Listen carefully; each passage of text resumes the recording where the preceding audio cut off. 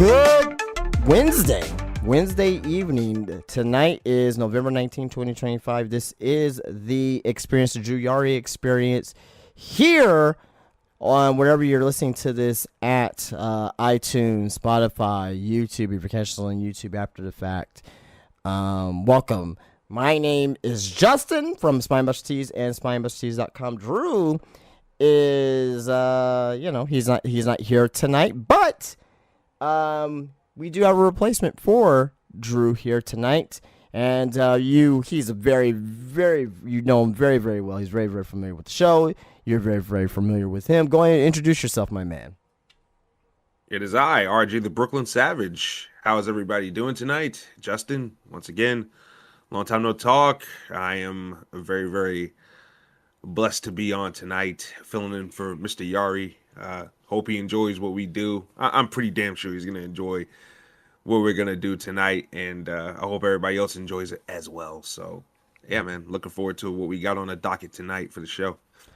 As you know, I am different. I don't like to do the cookie cutter type of shit on anything, where if it's, making food or, picking out an outfit or anything like that. Tonight's podcast ain't going to be the normal cookie cutter podcast, which is nothing wrong with that. It's just not the way I like to do things personally. Tonight, we are going to talk about SmackDown. We are going to talk about Raw, NXT, some AEW, because Full Gear's this weekend as well. Yeah. Couple news tidbits, but the main chunk of the podcast tonight is, to me, and I know to a lot of other pro wrestling fans, the year 2025 has not been it for pro wrestling in general. AEW, WWE, TNA, they really did some weird shit over the weekend. Just literally everything. New Japan, if you're in the New Japan, literally almost everything in pro wrestling has been not the best. So we're gonna do open forum and talk about the state of pro wrestling in 2025. So I think that'll be a good conversation to have with me and RJ, and I think that's something that a lot of people want to hear our opinions on. But first things first, let's get the good stuff out of the way here. Again, where we listen to these podcasts at, Spotify, iTunes, YouTube. Give a follow, give a 5-star rating. Tell us what you think about the podcast. Follow Drew at, I believe it's at DY Experience on Twitter, X, as well. He's also on Instagram as well. I believe it's Drew Yari on Instagram as well. You'll find him there too. So go ahead and give him a follow. The namesake of this show, and one of the reasons for why you guys are all here today. So let's do that. Let's go ahead and get the retention up and views up and all that stuff going into 2026. First things first, let's start off with SmackDown that happened over Friday. We're not going to review the whole show. We're just not. No. There's no reason to. The show sucked. If you really want to know my blunt opinion, the show fucking sucked. But there are some... Go ahead. I echo his opinion, his thought, too. It fucking sucked. Oh, yeah. Speaking of sucking, SmackDown is going to 3 hours. I have a lot of news tidbits, but I forgot to bring that up, and that's my fault. I don't remember when it was. I don't know if it's going to be in January or February or wherever the date is. Did you know the date by chance, or more or less around when SmackDown's going back to 3 hours? No, I didn't know the date, but from the impression I got, it was going to be early in the new year. What me and my friends were talking about yesterday was that maybe they're doing this for Mania season to try to ramp up as much storylines as they can on the SmackDown side for Mania season. I thought the same thing as well, yeah. Which, if that's the case, we gotta start using guys for the future and start putting them in more prominent storylines and stuff like that. Right. I think that's missing, Justin. I think, and I don't want to jump ahead, but that's one of the things that I have a problem with nowadays in wrestling, especially particularly in WWE. It's like a few get it and others don't. Right. But yeah, we're going to talk about that a little bit later on. But I think that's a good opportunity to now do that. So 3 hours, it has its pros and it has its cons. Obviously, more people get more television time, more time for development. But yeah, I'm mixed about it. I'm mixed about it because SmackDown, when it was 3 hours last year, it was definitely not good. Yeah. Definitely not good. Yeah. Somehow it has gotten worse when it went to 2 hours, and we thought it was going to be better than what it was. But just want to ask you for SmackDown from this past Friday, from November the 14th. What was your biggest takeaway from the show? That work rate matches isn't everything in WWE. All right, true. Did you see how quiet they were for Ilya Dragunov and Axiom? Yeah, that's until the finish. Yeah, I guess they were happy because it was over, but I mean, it wasn't. I mean, it was a damn good match, but it was phenomenal, and there's no bones for me personally.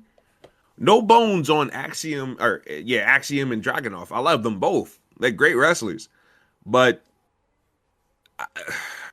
have they given the fans a reason to care about either man? Let's be honest. Let's be real. Where's the video packages for Dragunov training like a madman? Right. Like, there was no hype. There was no... The fans, little Timmy and little Johnny don't know why they should care about Dragunov. Yeah. Hell, little Timmy and little Johnny don't know why they should care about Axiom and Nathan Frazier. Little Timmy and little Johnny don't know why they should care about Rey Fenix. Right. You know what I'm saying? That is an ongoing issue and problem for me when it comes to WWE in 2025. Yep. It's like we lost the plot on introducing people to the roster.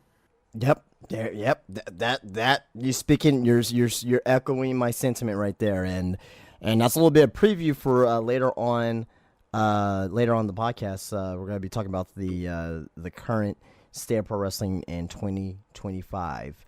To me, my biggest takeaway, and I was going to keep it easy, it's the return to Zack Ryder. One night only, right? He's not signed to a WWE deal. He is signed to a temporary contract for his likeness and for merchandise, so they can be able to use his merchandise for, obviously, he already has 3 T-shirts that are out that are best selling as of right now. And maybe he'll get like action figures and things of that nature, which is selfish for me because, obviously, if you guys have been listening to this podcast, I run a wrestling business, and and action figures is a big thing. So we get more Zack Ryder action figures. That's very good.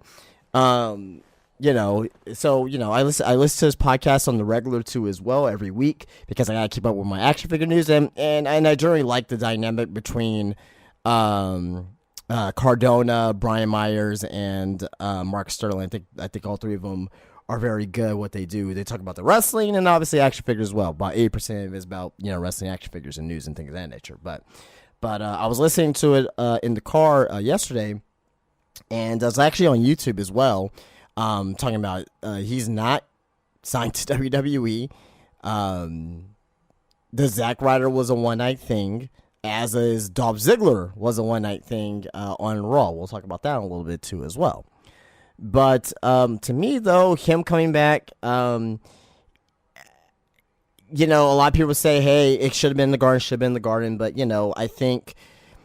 I think it was more of a surprise this way because we expected the Garden and it just ended up being Albany, which is not a bad thing, but yeah, no, it's good to see him out there, and, I hope that he gets a second look at from WWE, but to me, though, if I'm being real with myself, love Matt Cardona. I love what he does. Knowing WWE's history, current history from 2025, and maybe even from mid-2024 to 2025 as of right now, do you see WWE utilizing Zack Ryder as a big-time superstar? I personally do not. I can see him being United States champion, Intercontinental champion, getting main event, flirting with the main event as far as, getting a title match. But seeing him being a champion, top champion, no. If they're not doing it with LA Knight, they're not going to do it with Zack Ryder. Unfortunately, because I think he has that talent, but it's just the way that it is. What were your thoughts about Zack Ryder coming back to WWE for one night? I liked it. I liked it.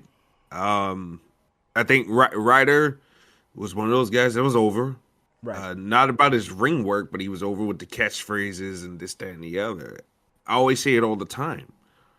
You have to be able to talk to people in the building. They have to be able to talk to people in the building. And once you've done that, that's half of the job done. Right. That's a piece of the draw. Why do you think The Rock was over? Why do you think Austin was over? They weren't technicians. But for WWE standards, talking is a key point into getting people into the building. And Zack Ryder is one. I'm not saying he's on the level of Rock and Austin. Don't get me twisted. But he was a guy that had a catchphrase he was fun. And the people liked having fun with him. Until he got too over and we had to beat the fun and beat all that shit out of him. But if they would bring him back, which I can see them bringing him back, especially if these t-shirts are selling the way he's talking about how they're selling. And I have no doubts that they're selling because the t-shirts are, a lot of his vintage stuff. I think one of the shirts might be new. Yeah. But I know the other two, Take Care, Spike Your Hair. I know that's a vintage one. But Zack Ryder had some cool shirts. He had some really cool shirts back then. So if I can stop real quick, sorry to interrupt, because I think this is a point that that's very, very important. So Matt Cardona, that I don't know if you know this or not, but since I'm part of this business, it's very important for me to bring up. He has his own toy line, right? Yeah, he does. So he has his own toy line. So he's in current partnership with AEW as of right now, making certain toys for certain wrestlers. So they got like Sting, they got Adam Copeland, Heyman Page. So they got Will Ospreay. So they got guys that's gonna be part of their toy line. I don't foresee him being back in WWE, and unless they fully cut ties with AEW. Do I see him still having his toy line in general? That's tough because obviously that's money that WWE is not making, and how WWE wants their hand in every piece of the cookie jar. So that honey pot is ours. Damn it. Yeah, unless if they have them license a certain partnership with this toy line, I think it could be something like that as well. I just want to bring that up because I think that's important, right? Because generally WWE doesn't they don't sign people in that nature. So maybe you can cut a deal with something like that, but I think that's important though. But please continue. No, I think with TKO, TKO is all about their money right now, right? If this continues to sell out, they might put the pressure on Triple H to sign this man to a contract. I know people saying he's got like a merch deal or something like that, but maybe they want Zack Ryder to help draw in some extra people. This is why TKO should have never got rid of house shows, because if they didn't get rid of house shows, Zack Ryder would definitely be perfect for a lot of the house shows. You know that for a fact. Him and LA Knight, forget it. You know what I'm saying? Those are some of the reasons why you go to house shows more than you go to a TV. Right, yeah. But, I can definitely see them pressuring Triple H to, hey, let's bring this motherfucker back, man. He got a great reaction when he came out. His T-shirts are selling. And that's a part of what makes and breaks a wrestler in a lot of people's eyes, if they can draw. And drawing is merchandise, merch sells. Is this guy an asset to us somehow, some way? And Zack Ryder could definitely be that in the merchandise department. So I guess we're going to have to see what happens there, but I wouldn't be surprised. I'll put it to you this way, Justin. I wouldn't be surprised if we did see him on TV again in the foreseeable future. Yeah. Don't know when, maybe Rumble, maybe afterwards, don't know. But I wouldn't be surprised. And plus, correct me if I'm wrong, I know nobody here is like a contract guru, but he doesn't have like a contract with Impact, right? He's TNA. Not exclusive. Okay. So he can. So this year. So well, in a 12-month period. Let me just say that, not fully this year. In a 12-month period, he's appeared at AEW, Ring of Honor, NXT, WWE, TNA, GCW, NWA. He's the first wrestler ever to do that. Because he's not exclusively anywhere. He's basically fucking like Ibushi of fucking America. Pretty much. Yeah, freelancer. Freelancer, pretty much, right? So, he's one of the hardest working guys in the business right now. So, he definitely is. Yeah, for sure. So, leave your thoughts down below in the comment section if you're watching us here on YouTube, or even if you're listening to this here on Spotify or iTunes. Leave a comment and tell us your thoughts about SmackDown and Zack Ryder returning to the WWE. Moving on to Monday Night Raw. Raw was a damn good show. Anytime when you have a lineup and you're in Madison Square Garden, you have people like John Cena, you have fucking, title matches galore. You have the return of Dolph Ziggler. Roman Reigns comes back. Brock Lesnar comes back. Gunther comes back to have a match. If it ends up being a bad show, then that's just complete malpractice. So, absolutely, I agree. Yeah, and so it's like to me, and this is what's been missing from WWE, at least in WWE, the main roster in particular. I want to exclude NXT from that. Is not a lot happens. It's just match. Not too many big things happen from week to week that make you go, damn, I gotta see what happens next week. Oh shit, Brock Lesnar came back tonight. All right, let's see who he's going after. Yada yada yada. And the one time they do something like that, they fumble it right away within the first 5 minutes of next week's show. So it's just like, damn, we got to get back to having those moments and having things happen instead of just match. Yeah. On Raw from this past Monday, what was your biggest takeaway from the show? My biggest takeaway from the show was that this is what WWE looks like when they're good, when they are motivated to be good. Yeah, things happen, title changes happened. Things weren't too predictable. Like, you kind of had an idea where certain things were going, but you still enjoyed the ride anyways, and it didn't kill your enjoyment of shows in the match. This is what WWE can be when they're on par and when they're doing what they have to do to be good. This is them at some of their finest. Yeah. No, I agree. I literally told my friend, I was like, look, I mean, the show wasn't boring Monday. The show was actually really good. I really enjoyed it. It was a really good show. They're in Madison Square Garden. The crowd was hot. John Cena, he came out there and he was taking it all in. This is his last Raw. His last Raw is in Madison Square Garden. I think this is a perfect way to end his TV career, if that makes sense. To end his TV career in a way. And he ended up, going out there.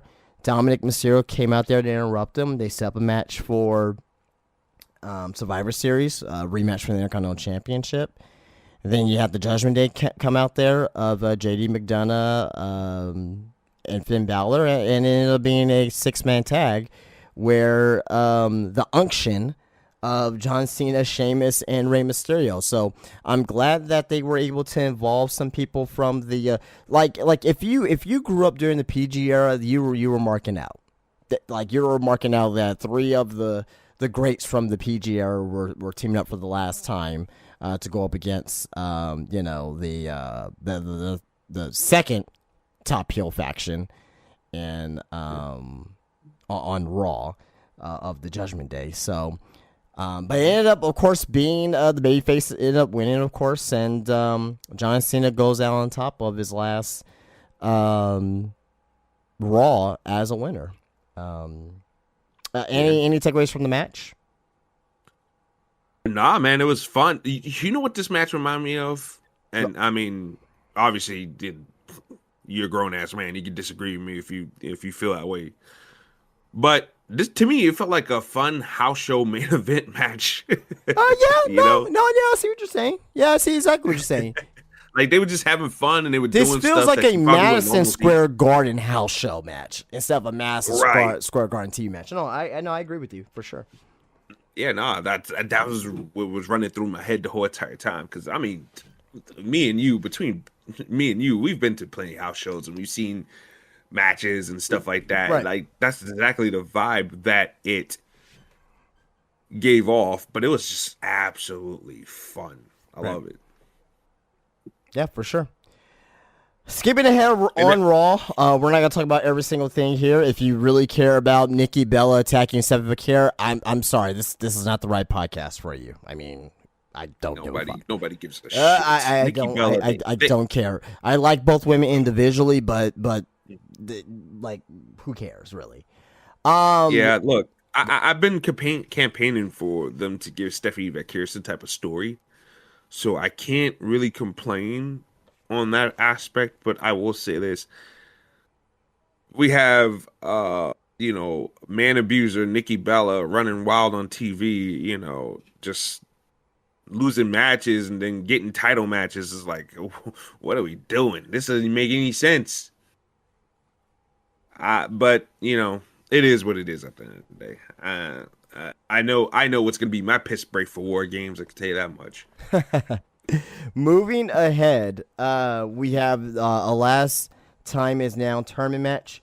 Solo Sikoa versus a mystery opponent in being Dolph Ziggler, not Nick Nemeth. He got probably one of the biggest pops of the year.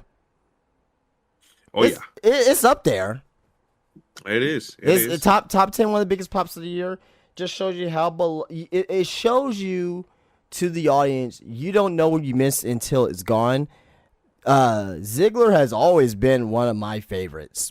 Period. Me too. He's not like in my top 10 of all time. He's not. But from the era of like PG era and that era in like 2013, 2014, 2015, like he was like one of my top threes for sure. Oh, yeah, dude. I wasn't watching when he first came back as Dolph Ziggler back in 2008, 2009-ish. Oh yeah, yeah. I became a fan of him once he had that match against Rey Mysterio at SummerSlam. I believe it was 2009. I was like, yeah, this guy's fucking money. He lost that match. I remember that, but I was like, man, this guy's money, man. He came back and he gave Solo Sikoa his best singles match of 2025. He gave Solo Sikoa his best singles match since fucking the match with Carmelo Hayes in NXT in 2022, in my opinion. Yeah. I'm not gonna argue that. Ziggler he is one of the best sellers and probably is still the best seller in the business as of today. He makes his opponents look good. I'll say outside of Ziggler, maybe Ricochet. As far as selling wise, Ricochet makes a lot of his opponents look great in the ring too as well. Yeah, absolutely. So selling is, I mean, if people want to know how to sell, especially for high flyers and for smaller technical wrestlers, look no further than Dolph Ziggler and Ricochet. Yeah, they're both fantastic at what they do. Solo defeated Ziggler with Spike. And being with the gone with the 1, 2, 3, Ziggler and Cardona does not advance. Which to me, for the people who were shocked and surprised by that, why? Why would neither one of them have contracts? Exactly. Why would WWE advance two of their non-contractual wrestlers? It makes no sense to me. The moment is great. The moment of them coming out there, both of them, is greater than them winning. Them winning could have been a cherry on top, but like they didn't need it either at the same time. So, hey Justin, excuse me 1 second. Go ahead and continue. I will be right back. Yeah, go ahead. Hey, go get something real quick. Yeah, go for it. So yeah, Dolph Ziggler losing, Cardona losing, Ziggler losing. Well, it is Ziggler, but Ziggler and Ryder losing, it doesn't. At the end of the day, it doesn't really matter. They're not signed to WWE. Their returns mean much more than if they are winning or not. Next, moving on, we have Alexa Bliss promo. That who cares? They're setting up War Games. The only thing I care about in this War Games match is Rhea Ripley and Kairi Sane versus Asuka and I said Rhea Ripley and Kairi Sane. Rhea Ripley and Io versus Asuka and Kairi. Everyone else in this match is just filler because, like, hey, we need to have a War Games match with the women. I'm sick and tired of WWE trying to be so equal and shit, where it's like, oh, we need to have War Games for the men and the War Games for the women. Just like the Blood and Guts. Oh, we got to have a Blood and Guts for the men and the Blood and Guts for the women. But at least this year it was the first time for AEW. I'll say this. Both War Games matches, it's not going to be better than the Blood and Guts matches. Just is what it is. Of course not. No. That, you know, I don't love everything that AEW is doing, but one thing that they always capitalize on is their Blood and Guts stipulation and gimmick, because that's what they live up to, is Blood and Guts. So I mean, is it gonna be like some good storytelling there? I can't really see it for the women. I think it's just gonna be bare bones and cut. The men, there's a lot, since you have a lot of different dynamics in there and a lot of mega stars in there. I can see the men being better than the men's Blood Guts from a standpoint of story, not necessarily of a match that you know that needs to be inside of a War Games cage. But yeah, who gives a fuck about this segment overall? So, what are your thoughts about the women's War Games that's being set up right now with Team Rhea versus Team, I guess, Team Naya, I guess, or Team Kabuki Warriors? Yeah, I'm not too sure, but it's fine. I mean, it's a star-studded joint, except for Lash Legend. All these women have been women's champions, some type of form and fashion within the WWE banner. So yeah, it's gonna be a star-studded one. I will say that. They're not putting anybody that Triple H ain't plugging his favorites in there. He's plugging in people that are the stars. They're the top heels. Top heels and the top baby faces. So I got to give him that, with the exception of Lash Legend, who just got there not too long ago. But I think everybody in this match has the potential to make this thing better from a wrestling standpoint, though. And I think it gives Lash Legend a chance to show out and ball out, you know. So I'm kind of excited for this, but I mean, it's at a mild pace as far as my excitement goes. But yeah, I'm looking forward to it. I got no problems with it. All right. Well, moving on. We had an Intercontinental Women's Intercontinental Championship match. Maxine Dupree and Becky Lynch. Maxie becomes the new Intercontinental Women's Champion, and with the help of a returning AJ Lee, with the distraction, Becky Lynch was trying to cheat. AJ Lee comes out there. Becky's distracted. Maxine does a crossbody from the top rope and gets the win. 1, 2, 3. Place exploded. Super pop for Maxine because it was unexpected. I am super fucking happy for Maxine and that she's getting this opportunity. I remember about 1 year ago, or 18 months ago, I stayed to Drew because Maxine, she was having a match against someone. I can't remember who it was exactly. It may have been someone like Rhea. I don't remember, but I was like, I see improvement in Maxine. Like, not necessarily as far as like mechanics, but she has great facials and she can emote and and the crowd's really getting behind her. And they're really giving her the opportunity that I think that she deserves. Now, do I think that she deserves to be champion and get this run? I don't want to say that she does not deserve to be champion. It's an experiment. I'll say that it's an experiment. I'm happy that she's won because she's a hard worker. Yeah. I'm very happy that she's gained this opportunity. The crowd's behind her, and I think that she is so over because she's not supposed to be a good wrestler, that the fans can forgive her if she fucks up in the ring. So I think that's one of those things about Maxine where it's like she doesn't have to be a fucking great wrestler. She can have a not so good match, but the fans are still gonna like her anyway at the end of the day. So, but she has improved though. I will say that she has improved. She is the new Women's Intercontinental Champion. It seems to be AJ Lee and Becky is going to be in the War Games match as well. Quick thoughts about this, about Maxine becoming the new Women's Intercontinental Champion. Well, I've been on the Maxine train for a while. I felt bad for the girl. She had like a couple bad matches when they were still doing house shows on a regular clip, and people were dumping on her, and she was sad about it, disappointed about it, because hey, that's just the nature. That's human being nature, just popping out. But instead of wallowing all over that, she went and tried to work hard and tried to become a better performer. And once again, WWE taking away the house shows is stupid, because they do a disservice to a person like that who's learning as they go. She didn't spend a lot of time in NXT, right? If any time in NXT, you know what I'm saying? So I don't remember. I don't remember what she did down there. She was with Von Khali and Mr. Stone. Remember, they were doing a storyline where it looked like she was gonna take Von Khali from oh my god, Robert yes. Well, what was her name? It wasn't Maxine Dupree down there, was it? No, it was something weird.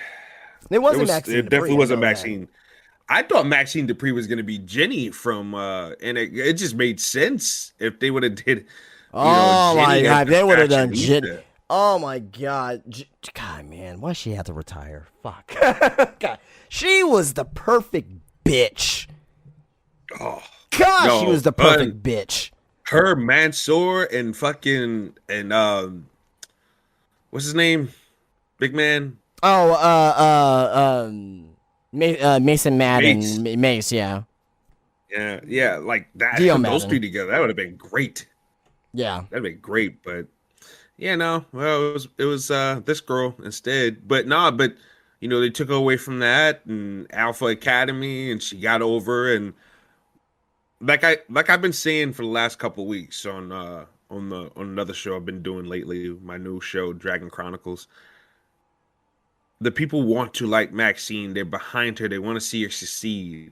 So let's run with that. Let's roll with that, because I feel like WWE and Triple H, sometimes he whiffs on the opportunities to do stuff for certain people when they get hot. And then I got to go through with my pen. I got to go through with my plan. And then 6 months later, the momentum is not there. And instead, he wants to give shots to dead space air like Michin, who comes out and gets no reaction every week. And it's just like, ugh, God, like, ugh. Right. But instead of the people who are hot with reactions, and they have to wait a little bit. And I just don't understand that. Yeah. For life. But I'm glad they definitely capitalized with Maxine, and yeah, good for her. Good for her. Seriously, no one can ever take this away from her. She's in the history books forever as a champion. So this is great for her. And I will say this too. Look, definitely tells you how people really react to people who have personality, who have charm and likability to them. So wrestlers down in NXT or whoever else, remember that the moves are half of the battle, but having a personality and having a connection with the fans definitely helps. And you're seeing it with Maxine. Not the best polished in the ring, but definitely has a personality, a charm, and something that people can actually follow through with. And look at her now. Yeah. Can't take that away from her, like Justice said. Yeah. Can't. Congratulations to Maxine Dupree. Moving on. The next last time is now tournament match. Javon Evans versus Gunther. Gunther defeats Evans in a pretty damn good TV match. I mean, you already know that these two guys are gonna put on a great match. Gunther is now back to his original theme from the Indies and from NXT, which is basically Sympathy number 9. So that's good for that to come back. I thought this match was great. A great way to display Evans. Gunther won. A lot of people say, well, maybe Evans should win. I mean, you're not going to bring Gunther back and defeat, or I'm sorry, and get defeated by Javon Evans, even though I would not mind it. It just wasn't viable at this particular point in time. Gunther is the final boss of WWE right now. Point blank, period. It's not Lesnar. It's not Roman. It's Gunther, because Gunther is the workhorse of WWE. But very good match. These guys are going to face each other again, I assure you, soon. And Gunther seems, as of right now, Gunther seems to be fair to be faced off against Cena at Saturday night's main event. What did you think about this match? I thought the match was fun. I thought it was very, very fun, very contrasting styles, obviously, with Gunther being who he is and Javon being who he is. So it definitely made for a fun match. And, Gunther put the young man down, and he advances to the tournament. We're probably going to get into this at some point, but I don't want Gunther to win this thing. I don't. Gunther to me is already a made man. I think Cena should be beaten by somebody that can actually use it. I 1,000,000% agree. I have no argument with you there. I don't want Gunther to win either. But with the current field the way that it is, I don't see anyone else. Yeah, which sucks. That's why I didn't mind if Javon would have won. The only person as of right now that I can see that has a chance to get to the finals in some, I don't want to say fluky way, but just some way that you get to the finals and shock, is Carmelo Hayes. And to me, I think he's getting a shock win on Friday. Yeah, I think so too. Call me crazy. I think Cody shows up. I think he fucks Bronson Reed. And I think, pause, hold on. He doesn't fuck Bronson Reed, but he puts him out of the match, rather. Fucking mega pause there. Oh, my God. Whoa. Shit. God damn. Skinamax and WWE presents. Oh, man. But, I think Carmelo Hayes will get, because we hadn't had an upset yet in this tournament, and I think that would be one, especially if they're serious about pushing Melo as a babyface, which, remains to be seen, obviously. So that's the only upset I can really see at this point. Yeah. Moving on to the main event segment here. You had a segment here where Paul Heyman introduced the Vision's War Games tag team of Drew McIntyre, Logan Paul, Braun Breaker, and Bronson Reed. Yeah, CM Punk show up. Then you just had pretty much the baby faces show up of Cody Rhodes and the Usos. Then Brock Lesnar came in. Then Brock Lesnar came and beat up the baby faces. And then the show ended up with Roman Reigns. And Roman Reigns came in, and, it was basically a big brawl to end Monday Night Raw. A very hot ending, very good segment to end Monday Night Raw. And this to me is since the War Games concept has been brought up to the main roster, this is almost the most star-studded War Games match. I would say it is. I will definitely say on the baby faces side for sure. Punk and Cody sure. But Brock in a War Games match is fucking biblical. That's insane. That's like he's gonna fucking murder. He's gonna go murder anyone in sight. You know what I mean? So yeah. I thought he was gonna murder Cody Rhodes the other night. You saw that first release German? Yeah, it was. And he gave Cody. It was nuts. Oh my God. It was pretty nutty, man. And then everyone Cody took after that, he took it, falling to the side. Yeah, that was pretty nutty. I mean, oh my God, he's in his 50s, and it doesn't fucking matter. Brock in his 50s, Brock in his 70s, like it doesn't matter. What were your closing thoughts about Monday Night Raw from Madison Square Garden? I thought it was good. I thought that closing segment was good. A nice brawl in the city. I like how they tried to throw some type of havoc into it, as far as like having the NYPD, not so blue out there trying to break the whole thing up, and CM Punk is choking Logan Paul behind the cop's back with the fucking kendo stick. I just thought it was fun. It was a fun way to close the show, man. It really was. So yeah, Monday Night Raw, probably one of the better Raws in a long time. I put it to you that much. I will say it's one of the better Raws of the year. If you say it's a top 5, top 10 Raw of the year, but I wouldn't complain about that at all. No, yeah, absolutely. And I think that ending was probably the best ending we had in a long time, aside from the Rollins turn. Right. Other than that, yeah, really good stuff to make you go, damn, I gotta wait till next week to see what's up. What they gonna do now? What they gonna do on Friday, perhaps? Yeah. So yeah, for sure. Yeah, I enjoyed that. Very good. That was Monday Night Raw. Leave your thoughts about Monday Night Raw. Wherever you're watching this or listening to this, leave your comment about Monday Night Raw. And what would you give a rating out of 10 to Monday Night Raw? Yeah, I give it an 8 out of 10. Yeah, I think I'm at an 8.5. So yeah, good show. I think they should have done more for Cena's last Raw, like some video. Not gonna show no video packages of his greatest moments in MSG. Like, see, that's the kind of stuff that to me is missing as well, is the video packages, the hype of, okay, this is it for John Cena. I don't think that was enough of that for his last Raw. I think there should have been more of that, because I mean, he's been a staple mate of the show for the longest time, ever since I was in fucking 5th grade. Yeah, going to fucking middle school. Like, John Cena's been on Raw. And guess what, guys? I'm 31 now. You know what I'm saying? So wow. That was like 20 years ago. So wild. 20 years ago. So yeah, I mean, I just thought that there should have been a little bit more celebratory type deal there, as far as like video packages, maybe even raising a pair of fucking jean shorts in the fucking arena, or I don't know, do something silly like that or whatever, to put home the fact that you're never gonna see this man wrestle not only on the show again, but you're never gonna see this man wrestle at Madison Square Garden again. Yeah, yep.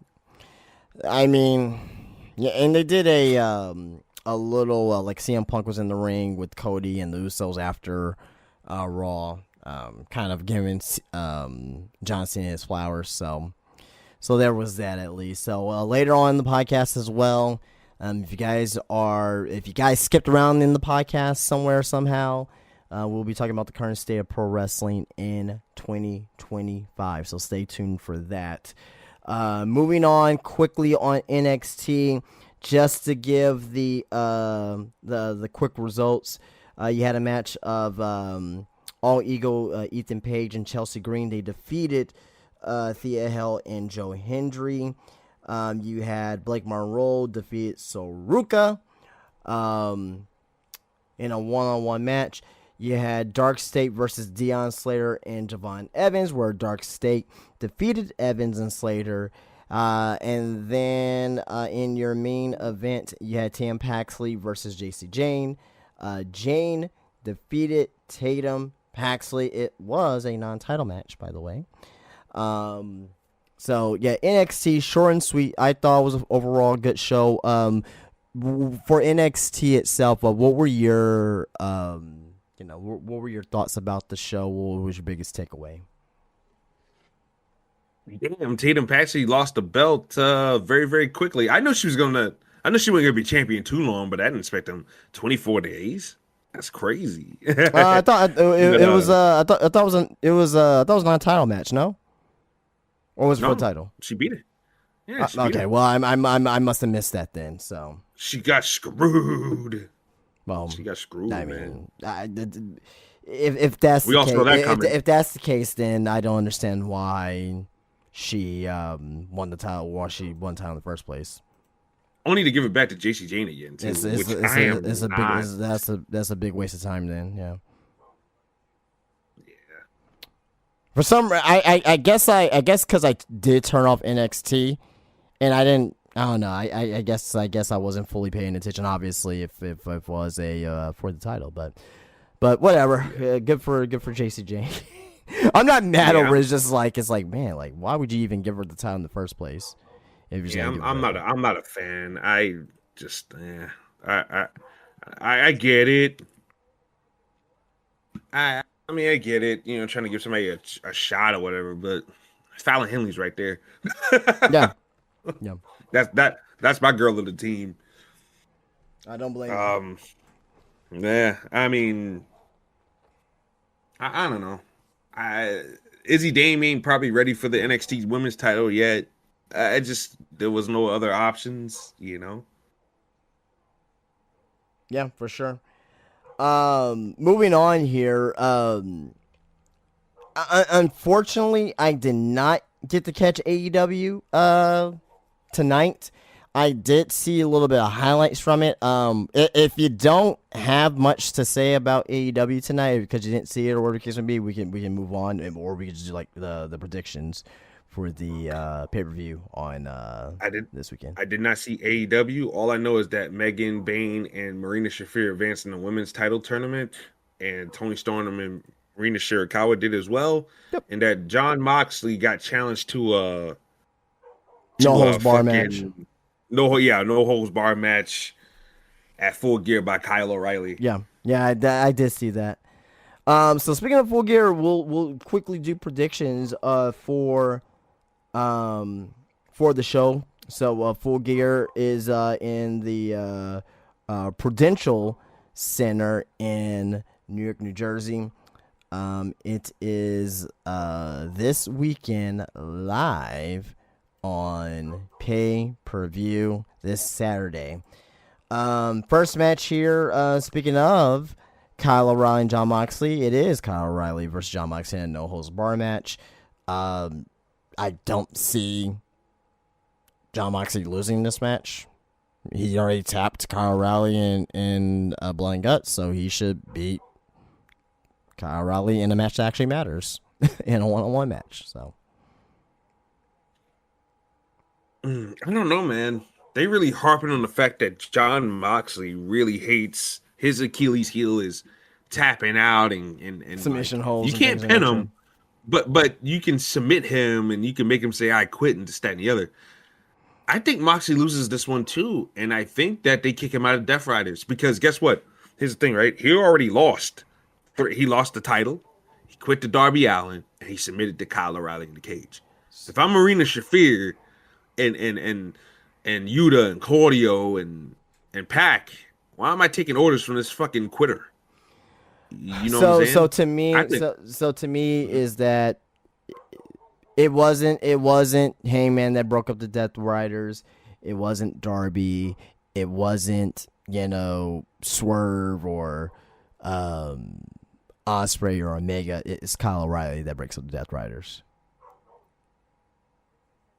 Yeah, big underlining mix, but I mean, you know how they do over there. They I know, I get it. I'm just gonna be like, it took Kyle O'Reilly. It took you to losing to Kyle O'Reilly to, but not break up the Death Riders, but to kick him out because it's to get Mox out there. Okay, I see what you're saying. So If that's the case, to me, they should definitely keep it going. If that's the case, who is gonna be the new Mike Peace?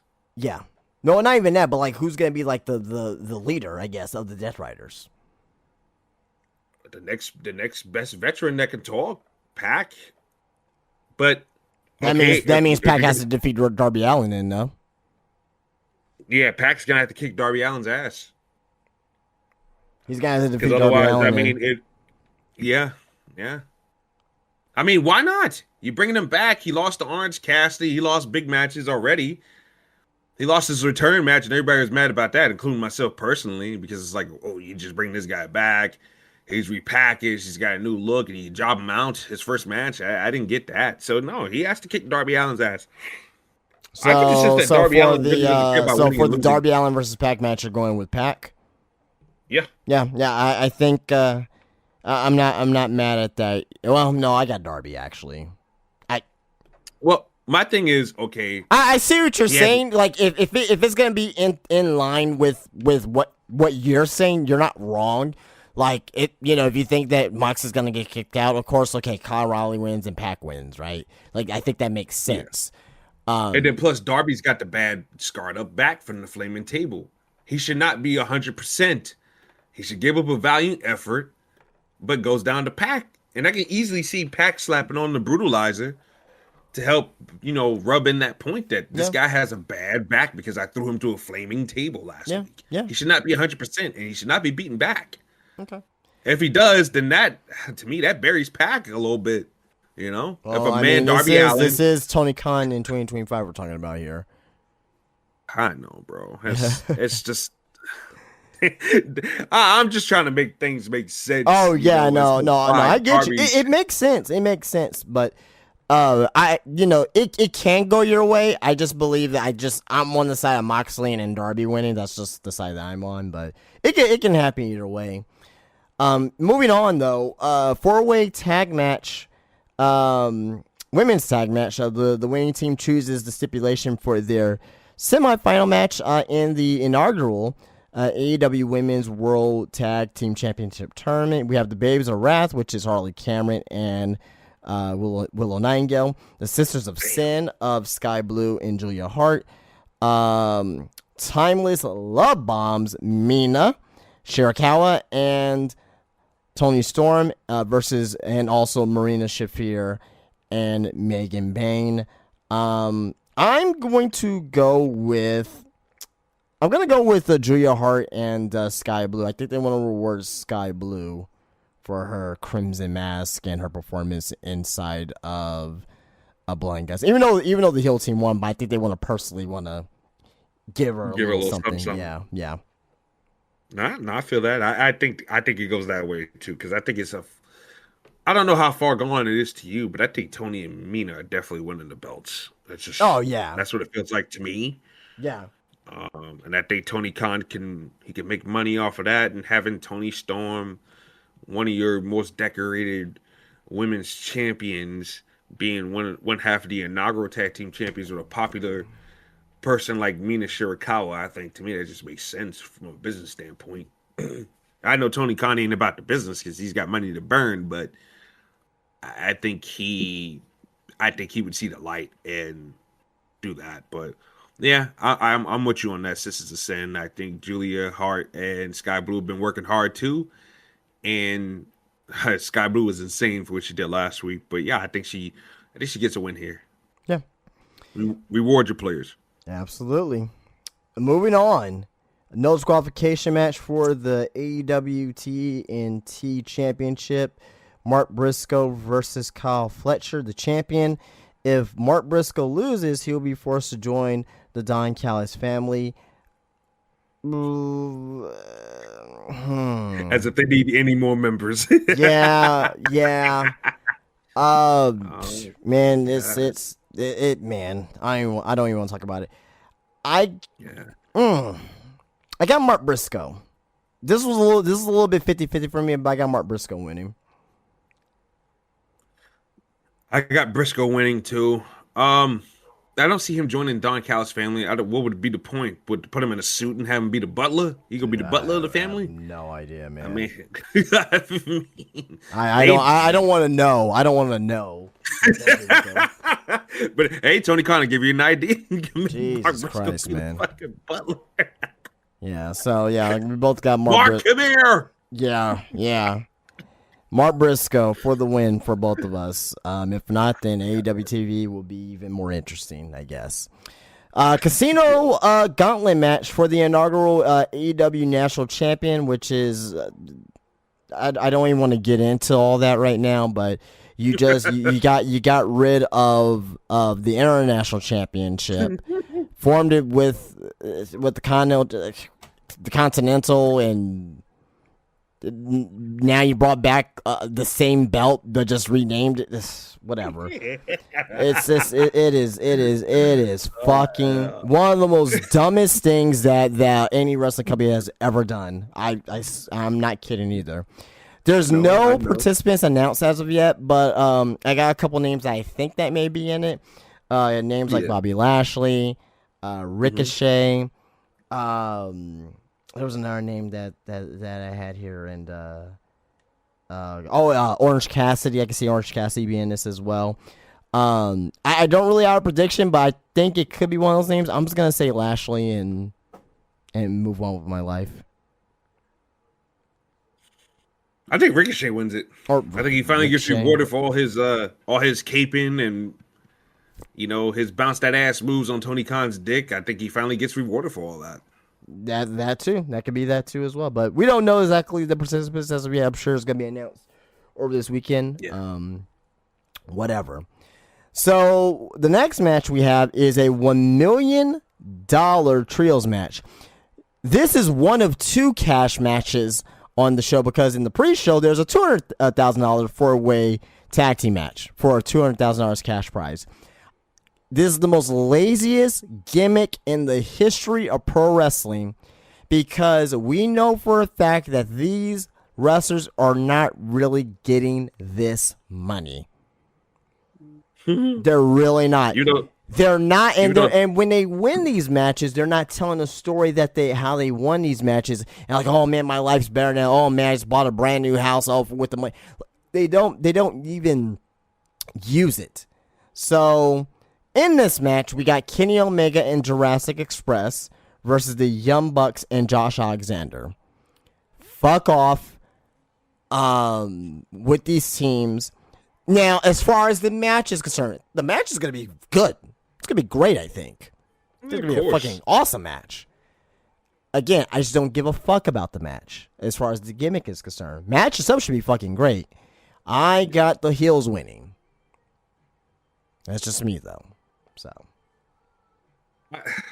yeah, I got the heels winning too because I guess we can all see it coming from a mile away. Don Callis family really wants the Young Bucks, and I think by Alexander helping them win, that helps tip the Young Bucks into the favor of the Don Callis family. Only for the Young Bucks to obviously turn them down and get beat down. So, yeah, that's what I'm thinking is going to happen too. We helped you get this money, and you spit in my face? How dare Hechicero, El Clone, come get these men, get them, beat their asses. Lance Archer, you tramp stamp motherfucker, beat his ass. It is bollocks, man. It is so bollocks. Moving on, for the AEW World Tag Team Championship, FTR versus Brodito. I can't even tell you what the hell's going on with this feud because I believe it has this feud. I don't think this feud has been happening on Dynamite. At least I haven't seen anything. I think it's been mostly a Collision thing. We already know how FTR. We already know how Tony Khan feels about FTR, and they ain't on fucking Dynamite half the time. Yeah. Well, I tell you one thing. The only thing I know about this thing is that Brody King punched a hole in the wall and grabbed. Oh, I did see that. That was fucking hilarious. I did see that. Stokely's good for that. I mean, he's too goofy I did see that. That was funny as fuck. Yeah, he's too goofy to buy, but he's good for moments like that, though, for sure. Yeah. But I'll go with the other than that, champions, I kind of lost on that too. What was that? I said, I guess I'm going with the champions. Assuming Edge and Christian are coming back for their revenge, FTR, in my head, is going to need to be belted up. So I think FTR gets the belts here. I'm not mad at that either. I'm not mad at that either. Yeah. Yeah, I'm trying to think a little logically here because Edge and Christian are gonna wanna. Yeah. Now it would be stupid if Edge and Christian comes back to get their revenge on FTR, and cost him the tag titles. But if I'm them, I will let them win the tag titles so we can win the tag titles from FTR. But knowing wrestling logic and knowing AEW as far as some of the stuff they've done in 2025, I think that could be, they'll come out and cost them the titles instead of just letting them win. Second to last match, co-main event. I'm assuming Chris Statlander versus Mercedes Moné for the AEW Women's World Championship. I think it should be a damn good women's wrestling match. Don't give a fuck about the feud whatsoever. Mercedes is winning, LOL, which is gonna be like 15 belts. Moné, didn't she win another belt over the weekend or something like that? Yeah, and she's officially the Ring of Honor television champion too now. Yeah, well, yeah, whatever. But despite I said this, I don't like this gimmick at all. I think it is fucking terrible. As a pro wrestler, she's definitely top 5 as far as in ring. She's had a damn great year as far as in ring is concerned. The matches, gimmick aside. I don't know. Her matches are fun to watch in time, but it's one of those things where the predictability kills it for me. When I know this girl she's on a money train, no pun intended, and she's, snatching these belts and this, and this, and the belts is her whole entire gimmick. It kind of just, it eats away at the drama, And drama is a big part of wrestling for me. It's a big part of a match. The moves are great, but the drama and the storytelling, that helps make a classic, in my opinion. Not 50,000 moves or whatever, Yeah. But I can't help to think in the back of my mind, I know this girl's winning, so it takes away the drama for me, man. Yeah. I see where you're coming from with that. But I got Mercedes winning. Oh boy. I don't want to say it, but I think I'm gonna have to say it. I think Mercedes beat Statlander. I think she's gonna beat Stat. Main event. I don't like. Still cage match. It's gonna happen. Still cage match for the AEW World Championship. Hangman Page versus Samoa Joe. Don't give a fuck about this match. Don't give a fuck about this feud. Don't give a fuck about Tony Khan has fumbled completely of Hangman Adam Page, him winning the AEW World Championship. You take your hottest babyface and you turn him into just another regular person. Hangman's winning the match. There's no reason why Samoa Joe should win here. But again, you take your biggest babyface and you make him into nobody. You had something with them, and you decided not to do anything with them. So Heyman's winning. Should be a good match. Again, all these matches should be good. You know what I mean? Like, AEW doesn't really have a bad show from a match standpoint, in ring standpoint. They have bad shows because it's too long. This is a 8-match card or a 9-match card, whatever it is, right? It's to me, they have long pay-per-views. This is probably gonna go into closer to midnight, and that's it. But Tony Khan, he has one way that he wants to do the pay-per-views, and that's the way he wants to do it, and that's it. You know what I mean? But again, Heyman's winning. LOL. Yeah. I mean, the selfish part of me would love to see Samoa Joe win, but I mean, at this point in his career, why should Samoa Joe be the World Heavyweight Champion of any company right now? Hangman Page is your guy. He's not my guy personally. I don't care for Hangman Page at all. But he's the top guy in AEW. But damn, it sure doesn't feel like he is at this point. Yeah. So I just think that Hangman Page he needs to win this match, but I think he needs to do. I think he needs to be more cooler. There's a lot of speech stuff from him and him trying to be a human. I think we have to move past that just a little bit, and we have to get Hangman doing cool shit. You know what I'm saying? Like, a lot of people try to argue with me, talking about he's the Stone Cold Steve Austin of his fucking this generation, which I don't see that for. No. He's not Stone Cold. He's more of a who would you compare him to? Damn sure ain't Stone Cold Steve Austin. I will say, and I'm not saying that he's the caliber of this legend. I'm not saying he's the caliber of this legend. This legend is obviously way up the totem pole more than Hangman Page. but I see him more as a Dusty Rhodes, a common guy, a common man that the fans get behind, right?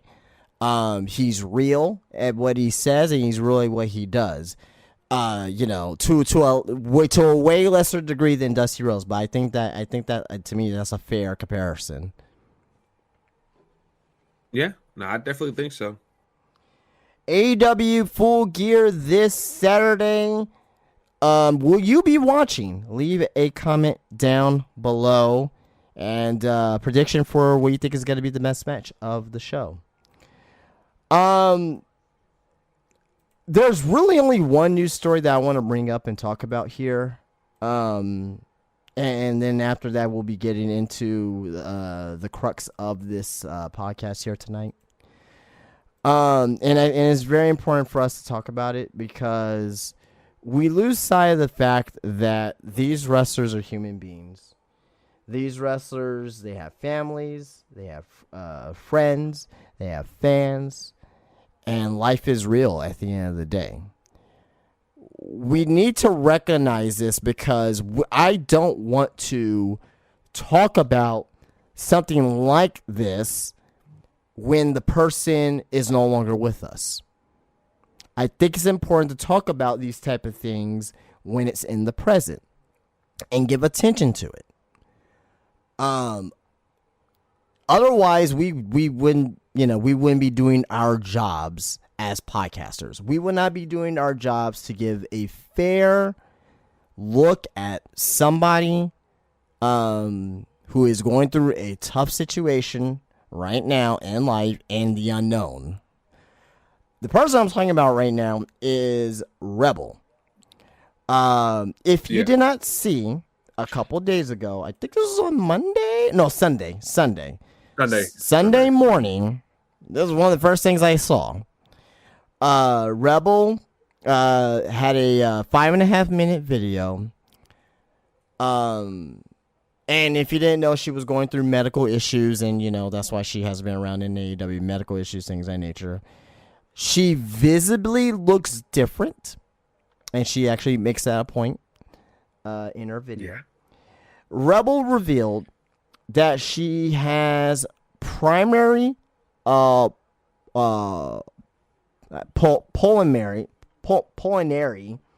lymphoma, which is a rare cancer in her lungs. She reveals that she has she also has functional neurological disorder, which is taking her ability away to walk. And that she also mentioned as well that she kind of has like a claw hand right now that she's kind of having as well. If you haven't seen the video, I encourage you to go watch it.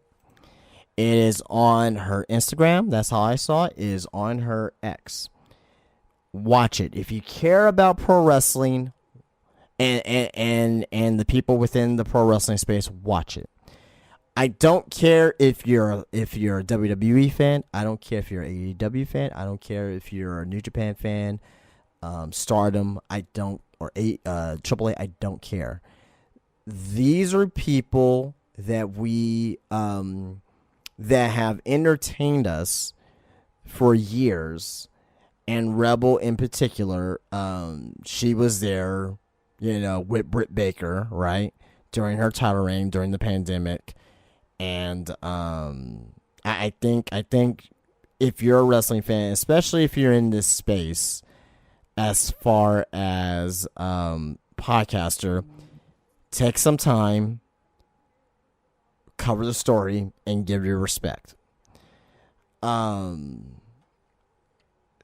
She, myself and Drew, well, especially Drew. I'll just say, give Tony Khan a lot of crap on this podcast. And as far as a lot of other podcasters, will give Tony Khan crap. But one thing you cannot say about Tony Khan is that he is not a good person. He sent Rebel best wishes with a card and a gift basket to her. And you already know Tony Khan is like probably calling her every fucking day or texting her every day, like, hey, how you doing? And checking in with her, right? WWE wrestlers gave their thoughts, and obviously AEW, her family base of AEW gave thoughts as well. It's heartbreaking to watch. If you didn't watch it or listen to it, if you get emotional about it, then don't watch it. Especially for me in particular, someone who's lost a family member to cancer, to lung cancer as well. It kind of, again, it kind of, you gotta kind of take it back and dial it back and realize that these wrestlers are people too as well. I know sometimes we come on here and, there's sometimes that we come on here and we say some things about these wrestlers like, oh, they fucking suck, this and that. And that's why I'm kind of like, when I hear that type of stuff, I'm like, man, like, these guys are people at the end of the day. Yeah, we can judge or what's the word I'm looking for? Critique what they do, but like, let's do it in a more respectful tone, because at the end of the day, they're people. And, they take what they do very seriously. And I don't like to, bash or dehumanize what they do in ring. Or when people say, like, I fucking hate this guy, or, whatever. And they're serious about it. It's, that's the way why I take a certain approach on this particular podcast or any other podcast. That's why I take an approach that I do, because at the end of the day, something like this can happen. Then all of a sudden it's like, oh well, I wish them the best, and this and the other. Well, you hate him a couple days ago. Now you wish him the best. So, but regardless, though, I just want to say, best well wishes to Rebel. I really hope that she beats this, and I really hope that she makes a full recovery. RJ, your thoughts about that? I'm not too sure if you saw on what happened with Rebel over the weekend with her medical update. Oh yeah, I saw it on Sunday morning, and I was like, wow. I know she hadn't been on TV in God knows how long. It was like a couple of years at least. Yeah, so I didn't realize, it was this bad and everything like that. Yeah, but hearing her struggle to talk and struggle to hold her hand up and even straighten her hand out, that was very heartbreaking to watch. I liked Rebel, obviously for Static Spec when she was in TNA, when she first showed up doing the whole menagerie gimmick. I was like, damn, this girl's got some booty. But over time, let's keep it a bean in the buck. She was terrible back then, but she was newer to the biz at the time, and over the time she got better, and she was doing a lot of indies and did some stuff with I don't know, I forgot one. She was in one particular spot for a while, but eventually she got the gig to go to AEW, and she did a great job being Britt Baker's second. And I had no problems with that whatsoever. It was really fun dynamic, and she just seems like a very overall fun and cool person to be around. I haven't met her personally, but I know a lot of people that have, different people that say she's a really fun and nice person. So she was here in San Antonio for RCW. She was a former RCW Women's Champion. So look at that. So that's a fun little fact there. But please continue. Yeah, no, but everybody that I know that's ever met her says she's a fun, cool girl. So you want to root for people like that, you really do, and especially in this situation. This ain't no work. This ain't no gimmick. This is really, really. It's real life. How she does, it's real fucking life or death. So I'm rooting for her to kick out of the submission, to fight back and get back on her feet, quite literally and figuratively, and be able to walk and be able to live her life, very more lengthy than like she should be, So yeah, prayers and shout out to Rebel. Much love to her, and this, that, and the other. People need to knock it off and realize that it's all fun and games when we're watching people on television, but real life hits. It's real life, and Once life is gone, you can't get it back. This ain't no fucking video game. This ain't no storyline. Once life is gone, you can't get it back. So, I mean, this should be a cautionary tale to the idiotic wrestling fans who go nuts about all kinds of stupid shit sometimes and threaten people's families, this, that, and the other over a finish or this, that, and the other.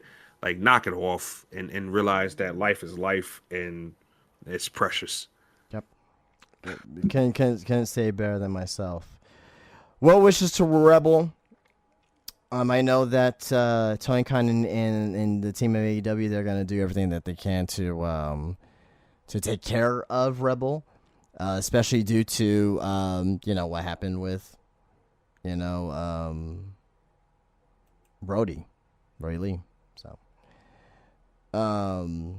moving on, and I think that's all I really wanted to cover for news. We have to cover that because I would not have feel right. If we have not talked about that. So, all right. So, let's end tonight's podcast with the current state of professional wrestling in 2025. It's going to be an open forum here. We may go for, 30 minutes, 45 minutes, maybe shorter, maybe longer. I don't know, but we'll see here. But, Let's just start off, and we'll go from there. RJ, I'll ask you first. Mm-hmm. How do you currently feel about professional wrestling in 2025? Very bored with it.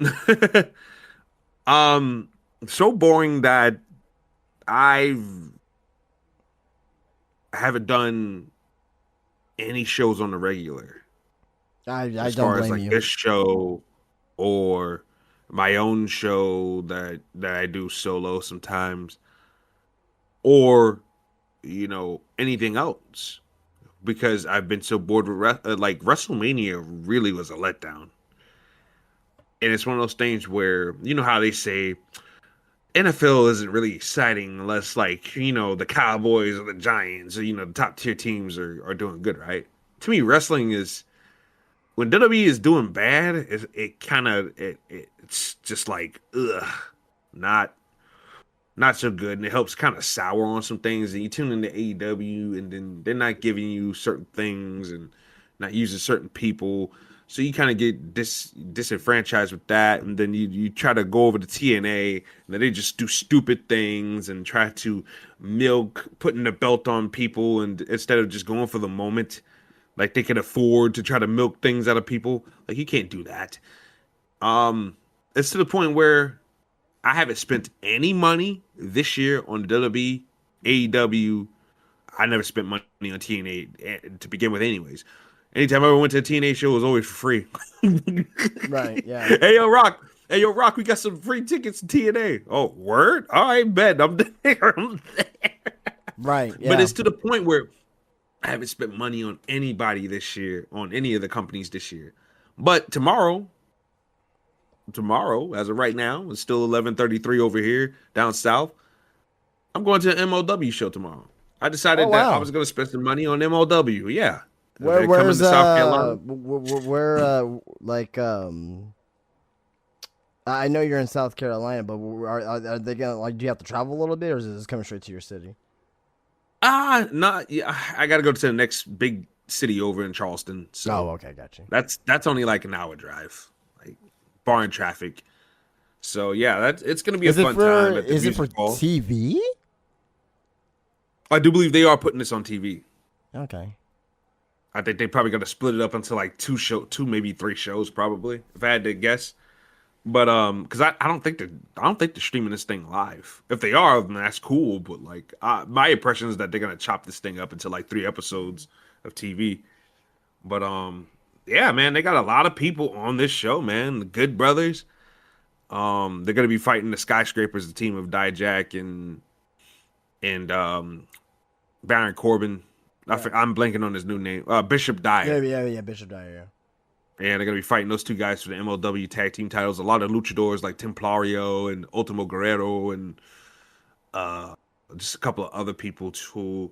And then the women's division, oh my God, they must have knew They must have knew, Justin, that I was coming. Because guess what? We got Isla Dawn versus Scarlett. Oh, baby.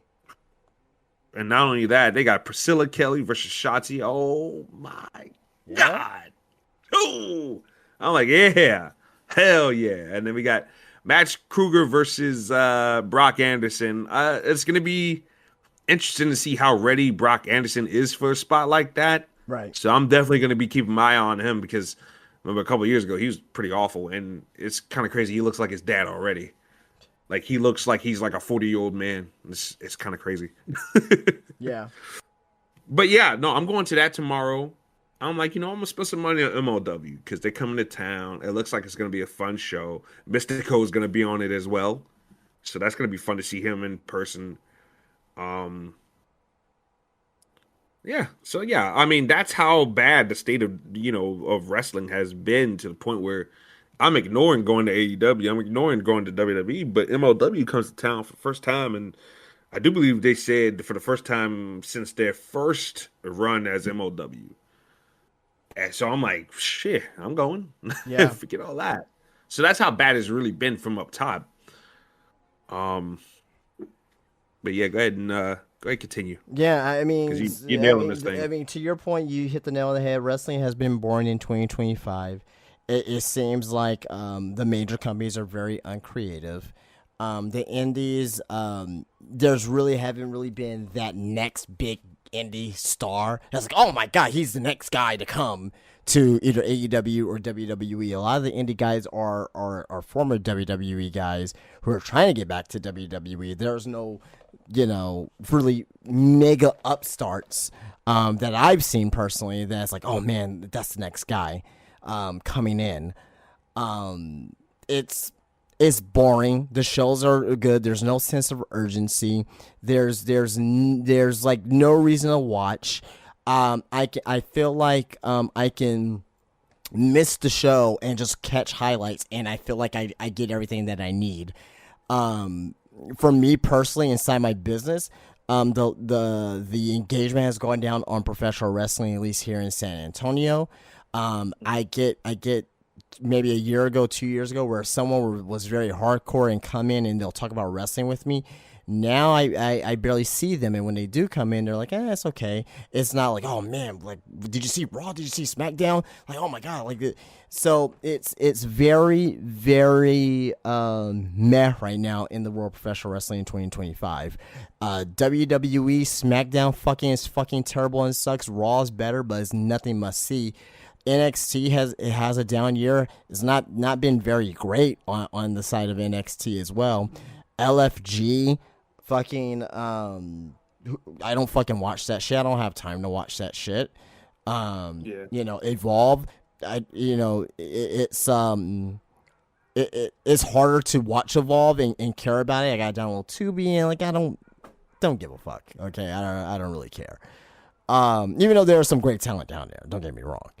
It just is what it is on pro wrestling in 2025, and that's the way it is. So that leads me to my next talking point. We understand how we feel about pro wrestling from 2025. What do we think is currently missing from wrestling? Like, what do we think is currently missing that can, and we can also tie these two together. Actually, no. Sorry. We'll just talk about this. What is currently missing from wrestling right now? Well, I touched on it a little bit earlier. I think Triple H and Tony Khan both are being lazy and expecting everybody on the internet who is not going to the shows, by the way. Just because somebody types all day on the internet doesn't mean they're at these shows buying the tickets. Little Timmy, Little Johnny, the families. A lot of people who are, sorry to interrupt, but this is a point I have to make. A lot of people who are on the internet complaining about these shows, they don't spend money on wrestling. No, they don't. What they do is they steal. So either they go on streams, right? And they don't pay for these shows, or believe it or not, VPN. To me, VPN is a form of stealing. to me personally, right, it's a way around the system, right? If you want, I'm not saying, I'm not trying to be holier than, I'm not trying to be a saint here or anything like that. But if you find a way to watch a pay-per-view for cheaper on Netflix versus buying ESPN, go for it. I don't give a shit. Do what you want. It's your life. But to me, it's a form of stealing just because of the fact that that's not the intended way of what these companies want you to watch these shows at. So these people online, they're the silent majority to me. But I'm sorry, continue. I just want to get that point out there. Yeah, and and I was getting ready to hit that point too. They need to stop confusing people that are bitching on the internet for people that are actually buying the tickets. Sure. For all the people that are crying and upset that DPW is going on hiatus, you're not putting the money in their pocket. All you motherfuckers are whining on the internet, but you're not dipping into your pockets to pay to see these things that you supposedly love. You know what I'm saying? Like it gets on my nerves. Yeah. I go to the shows. Kyle, I know you go to the shows. Yeah. Yeah, Like, yeah, I know Kyle. Yeah, Kyle is very active in going to these shows, yeah. Yeah, like we're dipping into our wallets. Some of us buy the shirts, the games, the this, that, and the other, right? But a lot of these motherfuckers, I'm not paying for this. I'm not paying for that. I'm not dipping into my wallet. And shut the fuck up, because you're part of the problem more than you realize. And I just think that Triple H and them need to stop booking for people on the internet and book for the people that are there at the shows. Yeah. Case in point, Little Timmy and Little Johnny, once again, and for those who don't know, that's just me being sarcastic about your children names. They don't know who the Motor... You want to know why the Motor City Machine Guns come out and get no reaction? Because Little Timmy and Little Johnny don't know who that is. Yeah. They don't know who Chris Sabin and Alex Shelley. We know who that they are because we grew up on them. We watched TNA, Ring of Honor, wherever else they've been at. We followed their careers. We know who these guys are. But Little Timmy and Little Johnny, who are 5 years old and only know WWE and nothing else, they don't know who this is. So, Daddy, who is this guy? And the dad, he probably doesn't know who the fuck they are either, because he's like, oh, well, shit, I'm here to take you guys here to wrestle. And I don't know who the fuck that is either. But Triple H has not shown us a video package at all on the Motor City Machine Guns. They've been here for over a year. They have relations with TNA, and they have not used any of their video packages. No excuse not to put one together, because you just said that. No excuse not to put a video package together telling their storied career. The only thing Corey Grace says, they're your favorite tag team. Okay, but tell us why. Show us why. Yeah. There's a lot of talking and not showing. Like Maxine Dupree was talking about yesterday, how she trained for a long period of time to get to this moment. Where's the training montage? Where's the push-ups? Natty stepping on her feet and her doing push-ups. Where is that? I'm not seeing any of that. Show me a video package. Don't tell me, show me. Show me what these people are doing. You know what I'm saying? There's a lack of that. There's a lack of introduction. They assume everybody watches NXT. Not everybody. NXT's ratings are okay. They're doing better than what they were on USA, but people are not. It's not an overwhelming amount of people that are watching NXT like that. You know what I'm saying? So we have to start doing introductory promos and video packages for these people we're calling up. Lash Legend you can get away with Lash Legend showing up, or Tonga Loa, because they're freaks of nature, right? They're not. Lash Legend is not your average woman on that roster. Besides Nia Jax, there's nobody that's Lash really Legend is bigger. not like most girls, apparently. Yeah, she's not like most girls, like literally. Like she's a tall, statuesque woman. So you can debut her out of the blue because she's an anomaly compared to the rest of the women on the roster, except for, Rhea Ripley, Charlotte, Nia Jax. She towers over everybody. She's a big lady. So you can get away with having her show up out of nowhere. Same thing with Tonga. What the fuck is his name? Tonga Loa, or not Tonga Loa. Tala Tonga. Tonga, yeah. He's a freaking Hikuleo. He's a freaking nature. Yeah, Hikuleo. You can get away with bringing him out of nowhere because he's a freaking nature. He's 6'11" or 7 foot or whatever.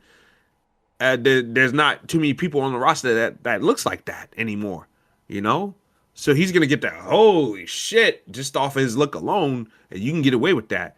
But for every Axiom, Nathan Frazier, the Motor City Machine Guns, and everybody else getting called up, you have to have some video packages for these motherfuckers, like they did last night for Javon Evans. That was perfect. Yeah. I wish they would have showed that the first time he showed up on TV, but better late than never, I guess. And we got that. For me, what's missing currently in wrestling is WWE and AEW being complacent. They're being lazy right now. And one of the things that they need to fix is core storylines. A lot of what's going on right now, there's no story, no engaging stories. WWE kind of has a little bit right now going into War Games, especially on the men's side. You got some stuff going on there. You got some stuff with the women, but overall, there's nothing engaging. If you looked at WWE, screw 2 years ago. If you look at NXT in 2017, 2018, there were storylines from top to bottom. As high as the NXT, championship, all the way down to Austin Aries going up against, some random bloke, but there was a story going into it. The stories is what matters in pro wrestling. On the side of what AEW does, fantastic pro wrestling matches. Can't take that away from them. Arguably, they have the best in-ring pro wrestling in the business as of right now. But they do not have any engaging stories for us to care about at the end of the day. They expect us to watch all their product and put the stories together. And even with that, it's still not engaging enough. They expect us to like what they put out on TV as far as on the story side aspect. They say, yes, we do have stories. Maybe according to you, but not according to the casual wrestling fan is what you should be getting right now. They don't have the stories that's engaging. WWE, forget about it. New Japan, I don't even know what the fuck they're doing over there as of right now. Like it's we've been covering that a lot on the Dragon Chronicles lately because the person I do it with, Jackson, he watches a lot of New Japan and stuff like that. Yeah. So we've kind of been breaking it down a little bit, kind of following what's been going on because both of us are Takeshita fans. We're trying to follow his title run. They're trying to make new stars, like they're trying to make this guy Aaron Wolf a big deal. Yeah, I'm aware of him. Yeah, but so, to me though, even with like New Japan, like 5 years ago or even 6 years ago, right? If you're not watching it fully, you're aware what's going on. Right. Like you're somewhat aware of what's going on over there, and like, oh man, Okada and Omega, they're starting their feud, or wherever the case may be, right? It's it's nothing. It's nothing. So, that's why I feel is missing from pro wrestling in 2025 is the stories and the lack of engagement in stories and the lack of engaging stories. Brings me to the next topic here, and we'll talk about both major companies here, but we'll first start off with WWE. RJ, what can fix WWE? Like, what's the 1 or 2 or 3 things that you think can fix WWE going into 2026? Just more excitement up and down the shows. I think there's too much wrestling and not enough pizzazz. Too much wrestling on WWE. Okay. Too much. It's too much back to back. I think we need to put a shine on character development. I think that is missing big time. Because if you're not Dominic Mysterio or the Bloodline, it seems like, or the Judgment Day, you're not getting any character development. It doesn't feel like to me. Like they're the ones that are getting the video packages and this, that, and the other. And I feel like we need to start building up new stars because I feel like that's I'll just say just the Judgment Day in particular. I was saying not Judgment Day, just Dom Mysterio in particular. I don't really see character development from Finn and JD. Yeah, Finn and JD or Roxy and Raquel. Raquel, her character is not developing. Her in-ring work is developing, though. That's two completely different things. Like, I don't want to get people confused. Like, oh, Raquel's gotten better. Yeah, from an in-ring standpoint, but is Raquel's character developed? No, hasn't. So, yeah, I think we need some more. We need some more character development there. It's not enough to put people out there in the ring and letting them wrestle. You need some stuff to make us want to root for them even more, or to want to see them get their asses kicked. And I don't feel like there's enough of that. I feel like there's not enough of ruthless angles going on. There's not a lot of attack angles going on. When was the last time somebody put a brutal beat down on somebody that was so terrifying and so dramatic that had consequences with it in the show? Not to write Roman Reigns off so you can bring him back for his 1 millionth return the next month. I mean, something that actually has some dire consequences to a current storyline. Like, let's say, for example, Finn Balor and JD McDonough fucking just wraps a chair around Dominic Mysterio's neck and stomps on it, right? And Dom's off TV for the next month or whatever. He comes back and gets his fucking revenge. Like, when was the last time that something like that happened? It's been a while. Besides, once again, writing Roman Reigns off for his 60th break for him to come back for the millionth time. Like, you know what I'm saying? Like, something that had dire consequences. It's been a while. It's been a while. And also, we need more diverse storylines. And what I mean by that is I'm tired of everybody being everybody's friend in WWE, only for us to know in the back of our minds that this is not going to last too long. I can't stand that shit. I hate it. Every storyline in WWE is working up to be a betrayal angle. Yeah, no, I don't blame you on that whatsoever. Yeah, for me in particular, I'll say this: WWE. It's a couple things. This is number one. WWE 2 years ago, especially in NXT in 2017, 2018, 2019. The great thing about that show is show flow. The flow of the show, and also the world building of the shows back then and even a couple years ago was way more dynamic than it is today. Today it feels like cookie cutter segment to cookie cutter segment to cookie cutter segment. It doesn't really feel that things are flowing. Not to say that it hasn't had its moments this year. It has its moments this year. But it just feels like we're going to do the bare minimum on Raw and SmackDown. Then when it comes to the pay-per-views or PLEs, we're going to give you 5 matches, and we may throw in a big moment for you, and people are going to eat it up. And the May is really, really strong. Right. So to me, they need to do a little bit more world building. How you do that? Mm-hmm. You integrate and have some of the wrestlers interact with some of the wrestlers that they don't normally interact with. Have Rhea Ripley interact with someone like a Roman Reigns. Why? Because it's world building. You got to actually have some of these situations where things care. You know why the Attitude Era and the Ruthless Aggression Era was so damn good? Not only because of the world building, because you had a lot of backstage segments, where if it's in the locker room, in an office, where you have, instead of a pro, I hate the promos in the rings for 15 minutes, 20 minutes, and everything happens. You need to have some of those same segments backstage, or away from the arena. When's the last time we had a huge segment away from the arena?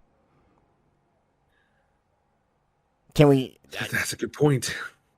The only one I can think of is Dominic getting arrested, on Thanksgiving, whatever it was, a couple years ago, and that wasn't even on the show. That was on social media. So that to me doesn't even fucking count either.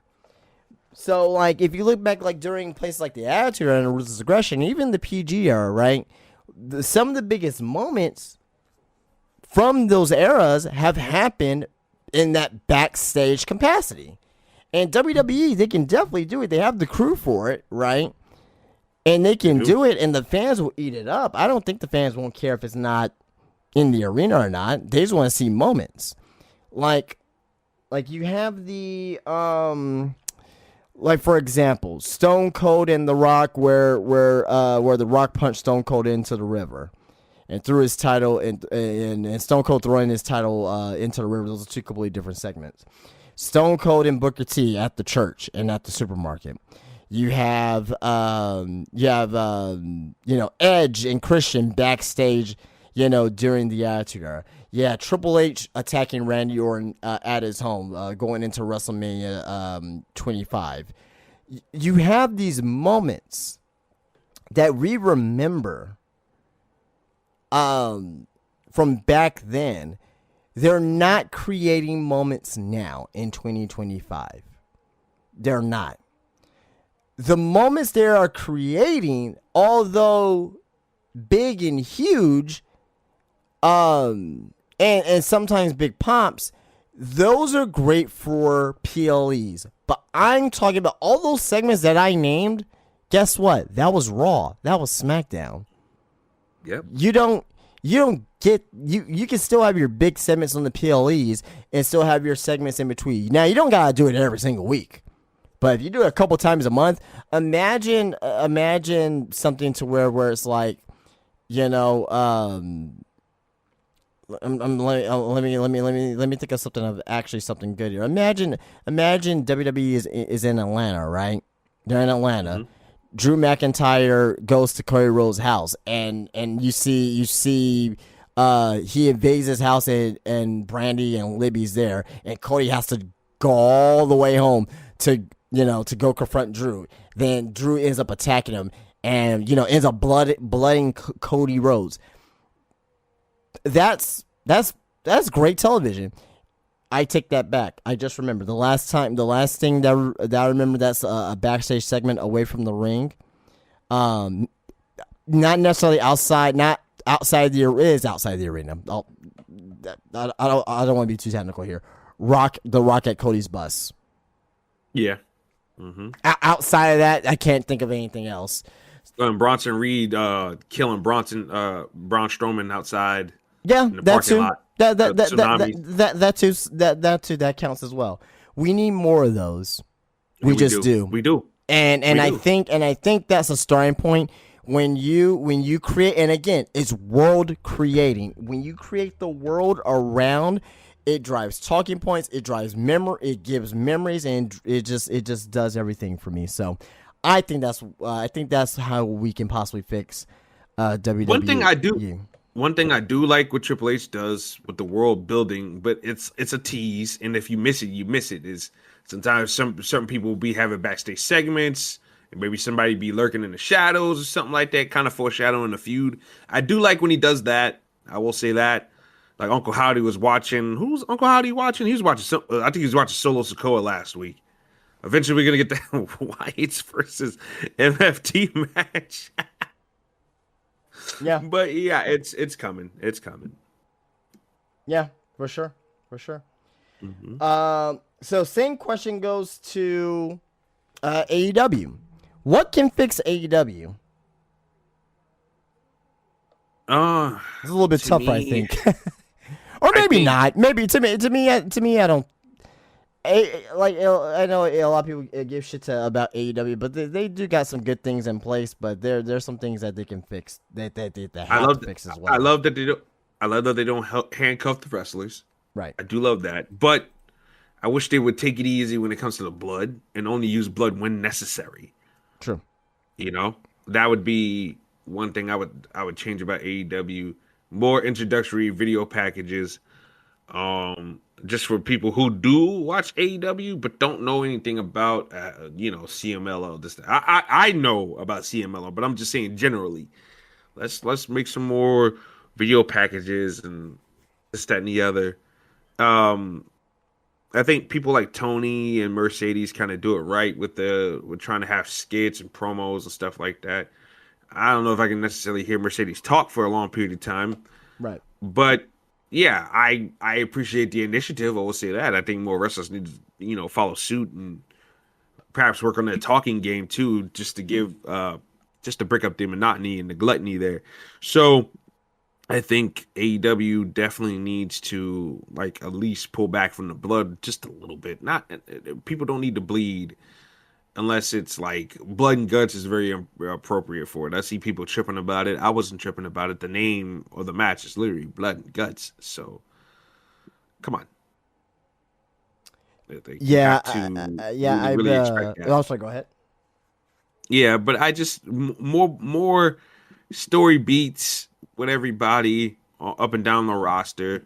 You can't say nothing doesn't happen on the shows. There are moments that do happen on the show, but more continuous story beats. I thought the thing that made Hangman Page and Swerve so good for me is that the story beats that they took that feud on, and it was really good stuff. I know a lot of people have matches, this ties back to WWE real quick. What made Hangman and Swerve's story, like from their matches, like what makes it memorable? The builds going into their matches. Just the personal, the real personal vendetta they had against each other. But what made it personal? Oh, Swerve breaking in his house, doing stuff away from the ring, doing stuff away from the arena. That's what WWE needs. Yeah. Yeah, like make a fucking blood feud, man. That's why people like Drew and Punk. I mean, they could have taken that a whole lot more further than they did, but it felt like those guys wanted to kill each other. And Hangman and Swerve was a version of that, but at a higher clip. Because they took it that far. One man invaded another man's house, and the other man burns the other guy's house down. Yep. So I mean, they took it to the necessary steps that they needed to in order to make that feud something. Because it wasn't for a title. There was none of that shit on the line. It was just two guys trying to prove that they're the best, but it took a dark turn in trying to prove that they're the best. Yeah. For me, with AEW, what can fix them is simple storytelling, stories that matter on Dynamite. No one's watching Collision. If I'm Tony Khan, I will not have my major stars on Collision because no one's fucking watching it. If you want to throw like a championship match on there, Kyle Fletcher versus someone from like a lower mid card wrestler, sure, right? But and do a promo, going back for a major story, that's fine, right? But don't do major storyline elements on your secondary show that no one's watching. That's number one.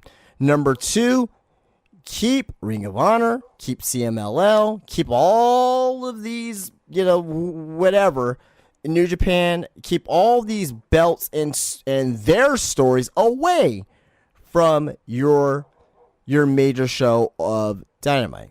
That's number one. I agree with that too. Same thing on WWE side as well. Yeah, no, I agree. That's number one. Number two,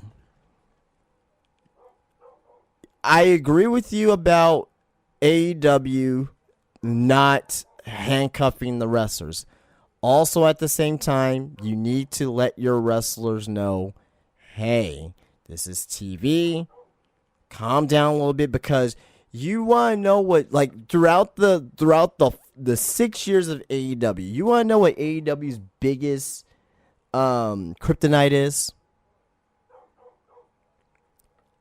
Injuries.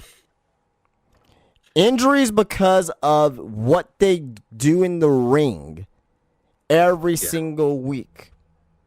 Will Ospreay has a fucking broken neck. He had to get surgery. He's not going to be back until mid-2026. Or maybe a little bit before that. And that's even pushing it, to be honest. Yeah. I think a broken neck, he should be out for a year. But that's just me personally. Yeah.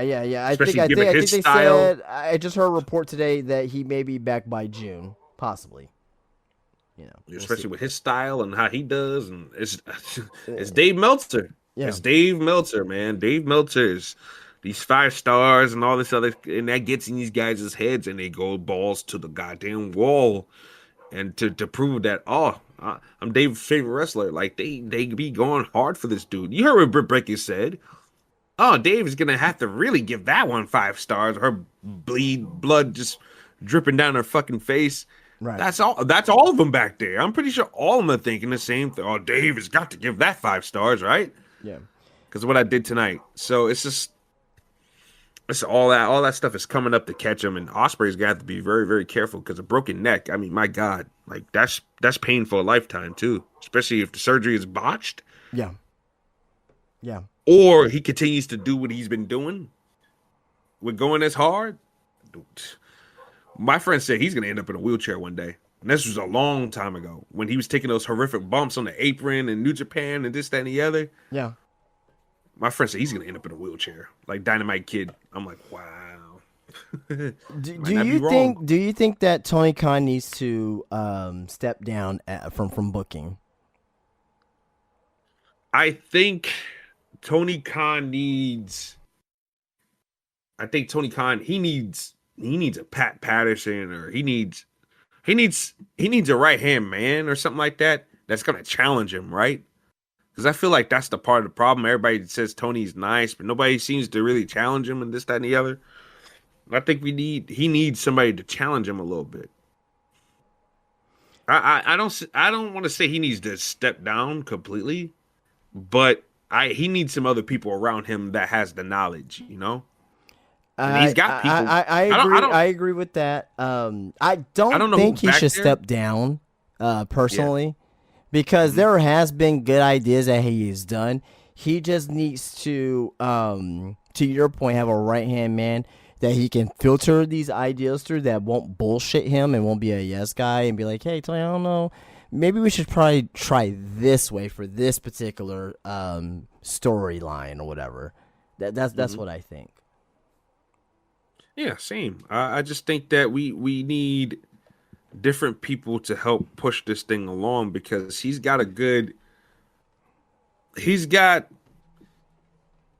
business sense, in the sense where he does hype his matches, he does hype his shows, and this, that, and the other, and he puts on the matches that the people want to see and that he wants to see.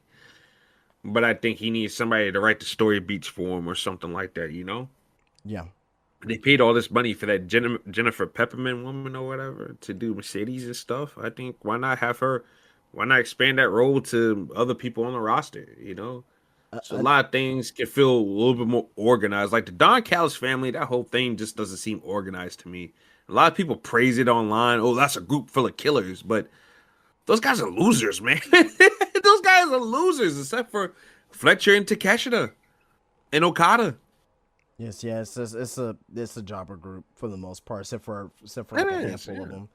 Another thing that Tony Khan needs to get better at is, for sure, don't be afraid to push a certain wrestler and keep with a push. It seems like he kind of pushes someone and he forgets about him. His follow-up game is the weakest I've ever seen any booker in the history of professional wrestling. He will have a good payoff for a storyline, right?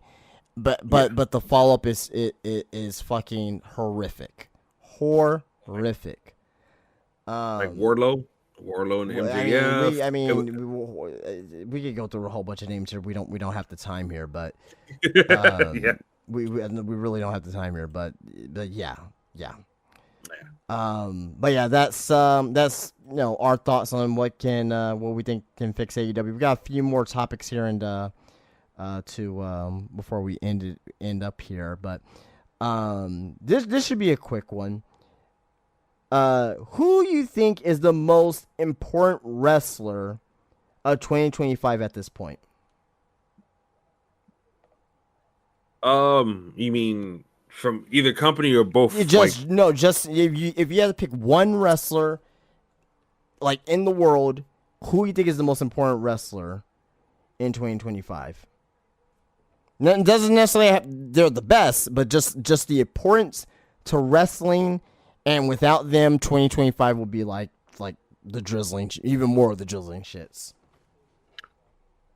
well, I think when you lay down the criteria like that, I think you have to go with John Cena because I mean, to me, WWE handicapped and crushed themselves because it's John Cena's retirement, and without that aspect of it, a lot of the shit would have been boring this year. Especially for them.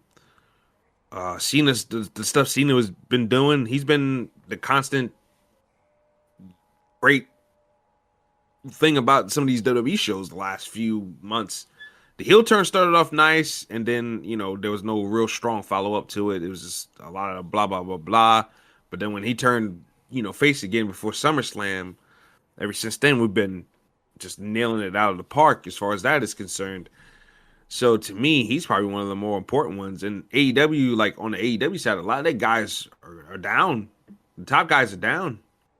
That's Wow, why yeah. the main event scene kind of looks a little weak right now. If Osprey was still around, I would probably go with Osprey, but yeah. Yeah, he's a lifeblood and Swerve, or as my friends call him, Mister Put It in Reverse. They, a lot of these guys are really, really the lifeblood of the company, but they're out of commission right now. Yeah. For me, I was gonna say John Cena too as well. But if I have to pick a second person, um, this may be very generic, but I'm gonna go with Io Sky. I think Mm-hmm. that she has been very mega important, not only to the women's division of WWE, but just to WWE in general. She has been the foundation of the company. Um, to me personally. And she's also been, or at least she had one match. She had one match in Japan as well. For another company of Marigold, which that she had a great match over there too as well. So yeah, I'm gonna go with Theo. Moving on. I think it should be very quick here for this next topic. Is there too much pro wrestling in the market currently in 2025? I'll answer real quick. Yes. Way too much pro wrestling. And I think that's another reason why pro wrestling in 2025 hasn't been great, because there's so much to watch and so much to keep up with. It just becomes, you become overloaded with it, and it's too full. Yeah, and plus after a while, who are the wrestlers? Like, who are your top guys? Especially if you're talking about for the indie sake, you guys got to share talent. AEW has their own exclusive talent. TNA for the most part has exclusive talent. They have the partnership with the WWE. So I mean, there's a lot of different factors and everything like that that go on to really really show how there's too much. But there's too much with a little out there. That's why another reason why I think a lot of these indie shows don't sell out all that well too. Like, who are you gonna get for some of these shows? Especially if you're Right. you're going to some Hickville town or whatever.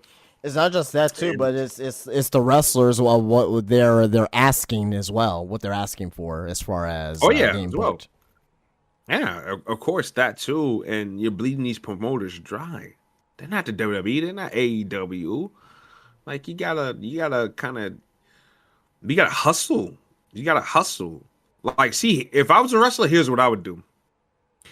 My booking prices would be like, it'd be $500. Because here's the thing, right? If my merchandise is good enough, if my reputation is good enough, I can go in there and have a great match for $500 and do my own little personal meet and greet in the parking lot. Take pictures, Yeah. charge what, maybe $10-15 for a couple pictures. Yeah. Sell merchandise, maybe underneath the table a little bit more cheap or whatever. Maybe $20 a t-shirt. I can make some extra money on the side. You have to hustle. You can walk away with stuff if you make it more affordable for your consumer, for the people you're trying to reach out to. And I think more of that definitely helps, you know? But that's just me. That's just me. I just think that a lot of people just go way over their heads because they want to make a quick buck now instead of working for it. And, you know, you have to really work for it in order to get it. Yeah, no, I agree. 1,000%. All right, so we got 3 more here. So what has been the most disappointing thing about pro wrestling in 2025?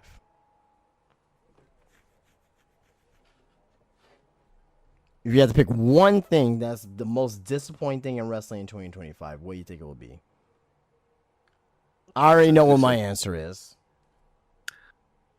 Well, damn it. WrestleMania in general did not feel like WrestleMania this year. I think they handled that I didn't poorly. think we were going to go with that route, but okay, I agree with that, yeah.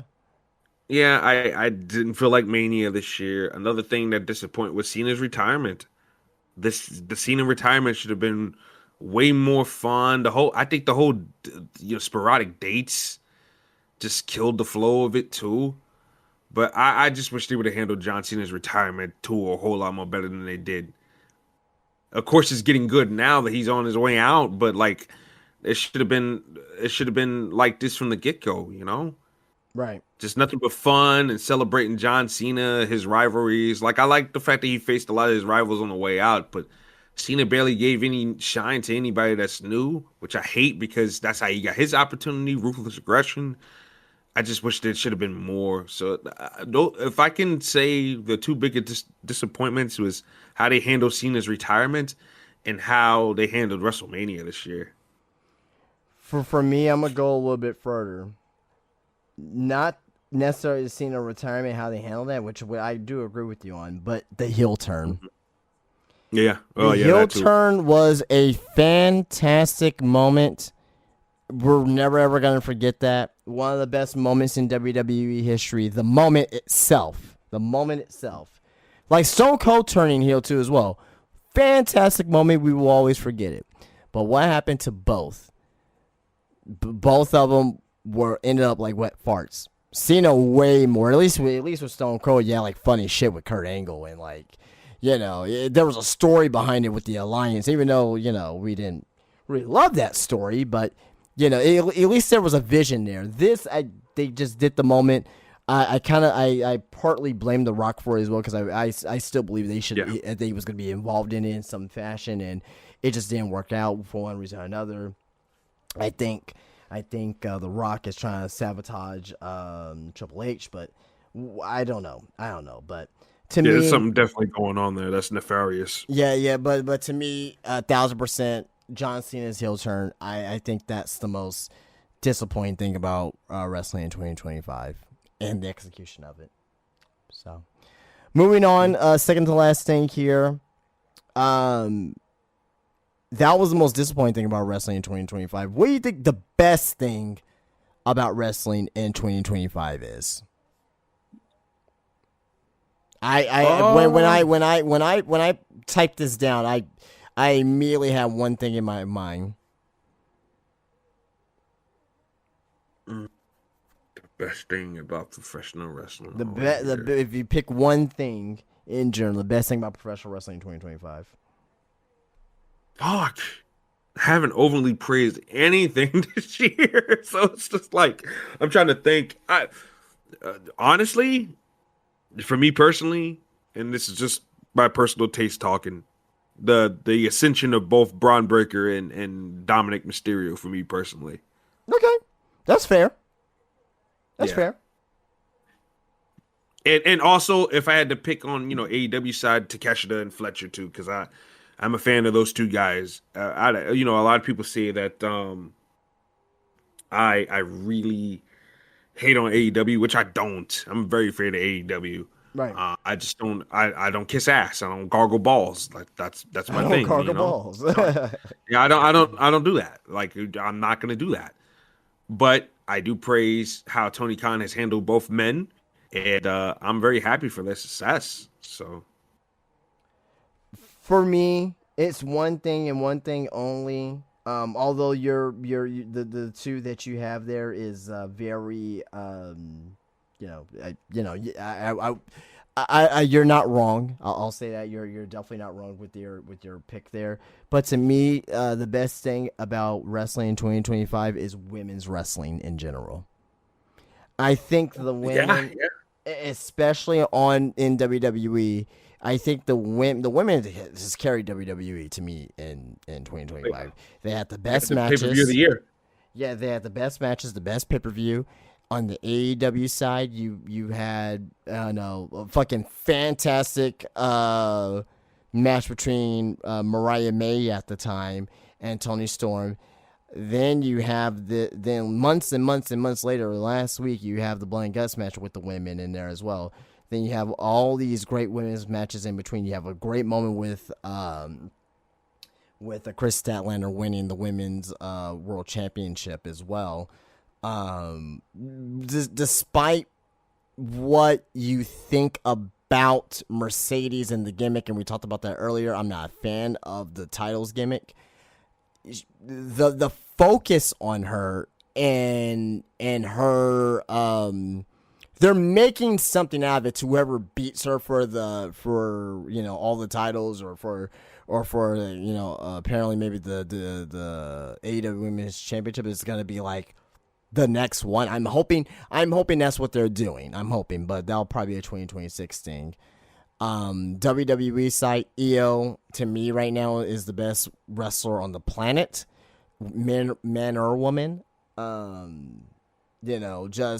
Just everything that they've been doing. The Kabuki Warriors, with them reforming and their story and just all the quality matches. To me, the best thing about wrestling in 2025 is women's wrestling. All right. Yeah. Well, I definitely agree with that, though. I definitely see your point on that because they have definitely carried it. I mean, look at the girls they produce in the NXT. I see more NXT women than I see NXT men produce. Oh yeah, for sure. Not even to count NXT. NXT has the best women's division in wrestling right now. Or I won't say best, but the deepest. I will say the deepest. I would say the more diverse. Definitely diverse. Oh yeah, for sure. And deep. For sure. There's somebody for every NXT.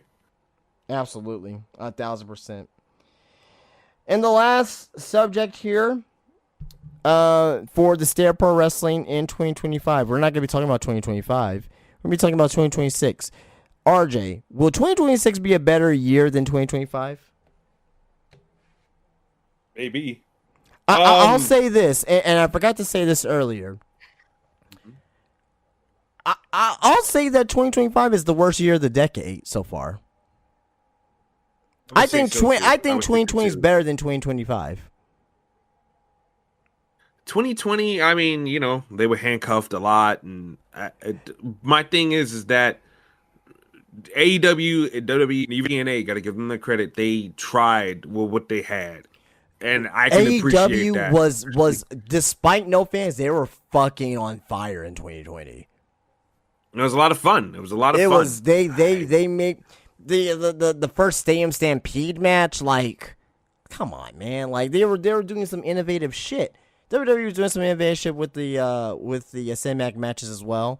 But I put 2020 over 2025 because of AEW in 2020.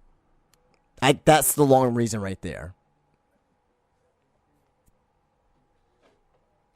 But do you think that 2026 would be better than 2025? I think, look, you can only go up from here, right? Yeah. You can only go up from here. So I think 2026 definitely has a big shot at becoming better than, being way better than 2025. I just think that especially for WWE, they ain't got John Cena as a crutch next year. So we're gonna have to really ramp up the progression on some of these guys. These younger guys are gonna have to take over big time. I agree with Brian Alvarez's assessment, by the way, on one of these young guys is going to finally be ready. This whole thing of, oh, they're not ready. They're not ready. No, some of these guys need to go on and get the fuck out the way. That's what it is. Seth Rollins, Roman Reigns. That's why I'm glad Rollins is hurt. I'm sorry to say it. I know it's more right. It's disgusting to say, but I'm glad he's out of the way. I know what you mean. Why you're glad that he's hurt. Yeah. Yeah, he's out of the way. So we can finally get some guys to progress. But now, they had CM Punk to fall back on.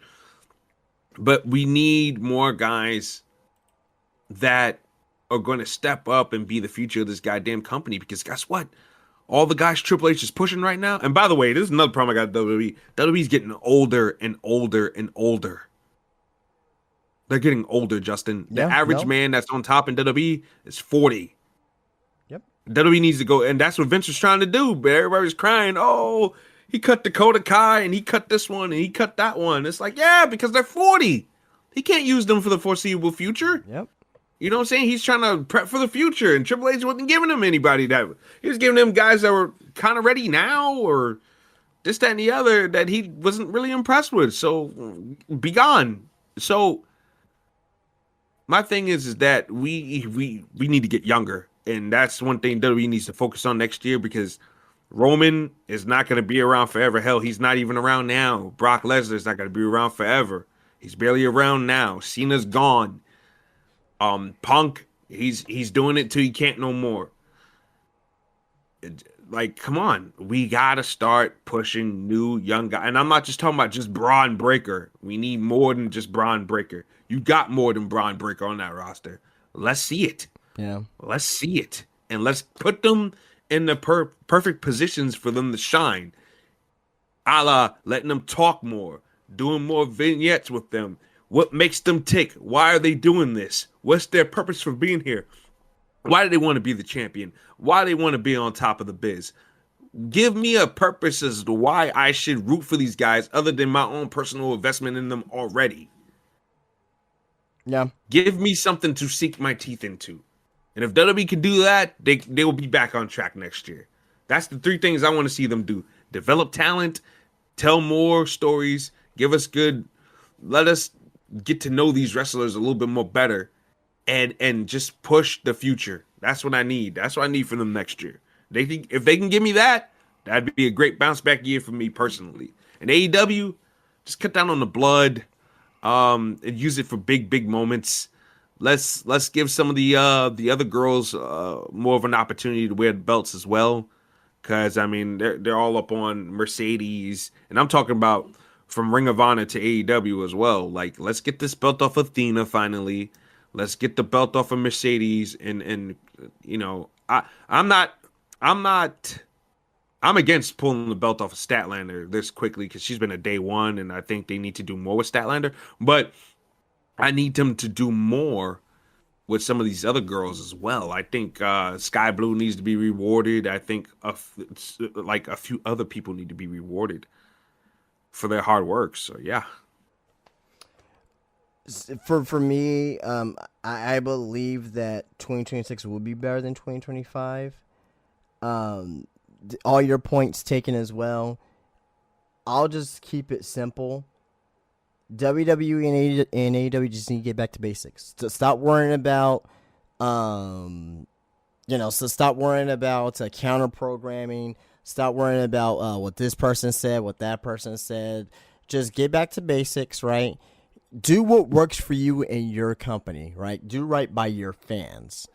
Start there, and start the building blocks, right? WWE needs to start, going back to simple storylines, world building, as we talked about earlier.